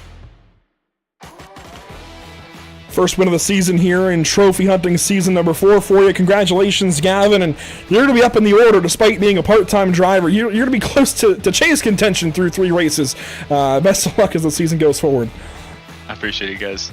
Gavin Rogers, a big day for the 17 car here at Iowa Speedway, and it does look like we will get Kyle Heath after all, Emerson, so he's headed your way. We going to be joined by driver of the number 13, Kyle Heath. Had a pretty decent day up inside the top 10 for most of it. Did have a low of 28 today, but Kyle, track conditions today looked like the car was just kind of on top of the track, not in it today. What say you? It was pretty good. Definitely was loose, you know, definitely coming off it was loose. Depends on how your brake bias was. You were loose coming in, but I thought I had a pretty good balance of how I had my car. Felt pretty good. I think it was that last stage I couldn't take it no more. I had to go to the bathroom, take a piss break, and then I ended up overcorrected and hit by another driver and battled my way up to second with I think I still had like a little less than 40 seconds worth of damage. Well, the only clean car in the field today might have been the one that finished ahead of you today. So as far as damage goes, you might be a-okay there. But tell me about what a second place run does for you now at this point of the season, very early still, maybe setting the tone for this 13 machine going forward. Oh yeah. I got a lot of faith. Whenever I first came in here, you know, I'm basically a quote unquote rookie here, trying to make my presence felt. Daytona, you know, any super speedway, it was a crapshoot, you know. And I made a lot of points back up coming to Texas. And now that I've did Iowa, I was kind of skeptical here. And I took it easy throughout the first portion of the race and got a lot more comfortable. But like I said, I ended up having to battle my way back up to the front after having some damage. And the damage actually helped me coming out of the corners. I wasn't loose at all. I was able to really drive it off and out of the corner. So, I mean, I'm looking for the rest of the season. Michigan next week is a good track for me. I'm hoping to get at least a podium finish. All right, Kyle, congratulations then on your second place finish tonight, and best luck to you next time out as you head out to the Motor City. Yep, thank you. That's Kyle Heath with the second place effort this evening. Solid job done there by driver 13, but when it's all said and done, there can be only one driver of the day. That's a great way to end the day here for the 5-car, third place, podium points, some stage points in there, and Adam, you are today's driver of the day as voted by the YouTube chat. That's got to feel pretty good, considering you entered this race battling with your teammate Steven for 41st in the standings. You finished just ahead of him as well, so maybe you'll get that battle for 40th in the standings, or who knows where you're going to sort out after this. But sum up your race in a few short words, or however you want to. Yeah, well, first of all, thanks to all the fans for voting me in for driver of the day. I'm not sure what I did to deserve it, but I appreciate it all the same. Obviously it was a long race. Thank you guys for putting on the broadcast and being patient with us tonight. This is our first short track with this many cars on track, and it's a tough short track to drive by yourself. So not unexpected with the cautions, but a little disappointed. But we'll just have to try to work on it and do better going forward. As far as my race goes, we were set up good for the end of stage 1. Got into it with Richard there. Call of the day on my end, though, we ended up back in 30th after that wreck. I think there was 2 or 3 to go left in the stage. I decided to flip it, just go and take tires and fix a little bit of damage I had, and that set me back up front in the top 5, and I'm pretty sure I stayed in the top 5, top 6 for the rest of the race. Just tried to be smart. I knew I didn't have much for the top 2 guys, top 2 or 3 guys, so just trying to manage my stuff. I don't know about everybody else, but I was really, really good through 1 and 2. I could not get through 3 and 4 all night. I just struggled through there all night for whatever reason and kept giving up some time. But overall, you know, obviously a pretty eventful race. Strategy came into play like I said, in stage 1, but really, really happy, man. Obviously, we talked about the technical issues the first 2 weeks of the season earlier, and to rebound and get a podium feels great. Just a quick shout out. I know you guys are probably tired. Huge shout out to Gavin for coming in and winning the race, and shout out to Next Level as a whole. We had great cars all night, man. I mean, obviously Steven and I finished 3rd and 4th. Unfortunately, Jared got caught up in some problems earlier, but he would have been right up there with us. Thank you guys for the broadcast, and thank all our sponsors and our fans for everything you guys do for the league. Thanks. Gotta thank my wife. I got a pregnant wife here. Gotta thank her for letting me do this. Well, congratulations once again from 11th at the start to 3rd at the end, and a lot of in-between going on there as well. Crazy that you got no laps led, but maybe next week in Michigan we'll see you there. Hey, man, we'll see. I appreciate you guys. Thank you. That's Adam Buzzio with a third place effort this evening. Really, the effort was better than third place, just couldn't muster anything else up. There at the end, Kyle Heath got past him, and there was no denying Gavin Rogers this victory when it was all said and done here, Emerson. What a day here at Iowa Speedway. When it was all said and done, weather conditions sunk down even a few more degrees to 76 degrees, and when you look at the race info tab, it's not a pretty one. 20 cautions for 80 laps. That's not what you want, but I think Adam put it a decent way. This is the most cars they've had on a short track. It's one of the trickier short tracks to run with this car. A lot of bumps, a lot of bottoming out. It's hard to drive. It's not entirely unexpected, and it happens. Quite the challenge for sure, Andrew.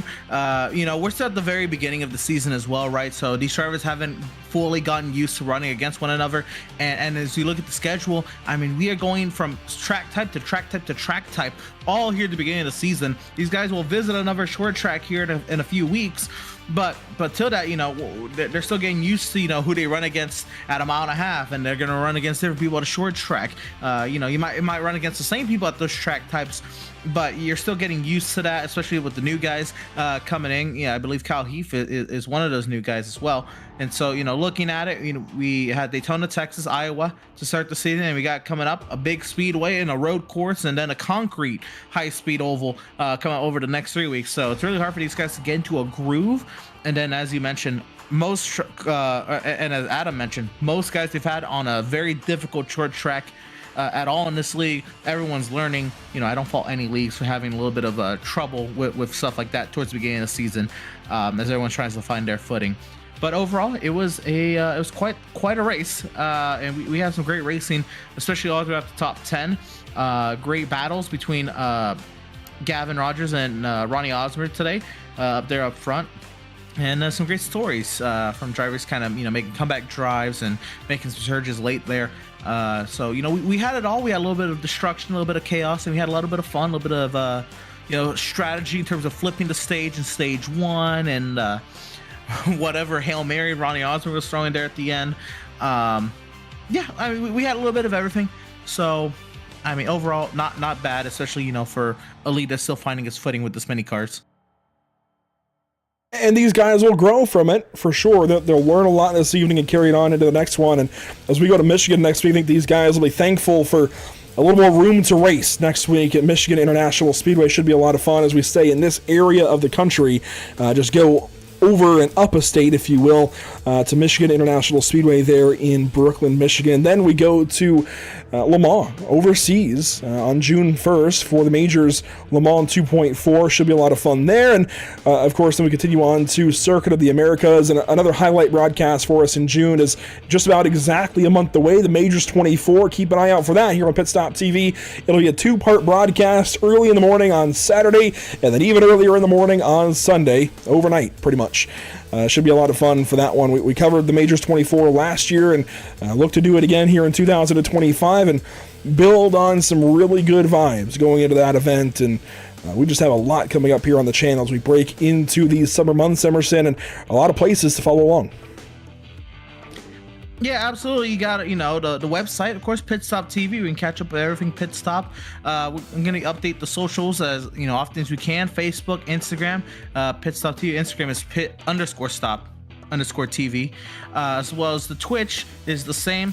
Our TikTok, it's Pit Stop TV 1. YouTube, youtube.com/C/PitStopTV1. And of course, X is at PitStopTV_. That's all of our socials. Keep up with all the socials to keep up with what's coming up next for Pit Stop TV, and especially that surprise broadcast coming up here in about 8 days, Andrew. Yeah, May 28th. Some more info will be released about that very soon, and we look forward to it here on Pit Stop TV as we go into summer of 2025. That'll do it for us this evening. One more thank you to our partners with the series, the Buttkicker, Ascendance Trucks, Ideal Lease, Sundance Pizza, Performance Food Group, and Maddox Graphics now on the graphic for us here with the BRB Racing League. And Emerson, thank you to you for being here, coming out of retirement this evening. I know you've got a busy life, and it's good to have you back here at Pit Stop TV, hopefully for many more to come as the summer of 2025 just kicks into gear. Also want to thank our partners here at Pit Stop TV, Whiplash StemCams, ATVO, CC's Business, Cody Williams Design, Lucky Performance, and the North American Racing League. That'll do it for us here at Pit Stop TV. TV this evening. Thanks so much for tuning in. We'll catch you all next time here with the BRB Racing League next week at Michigan.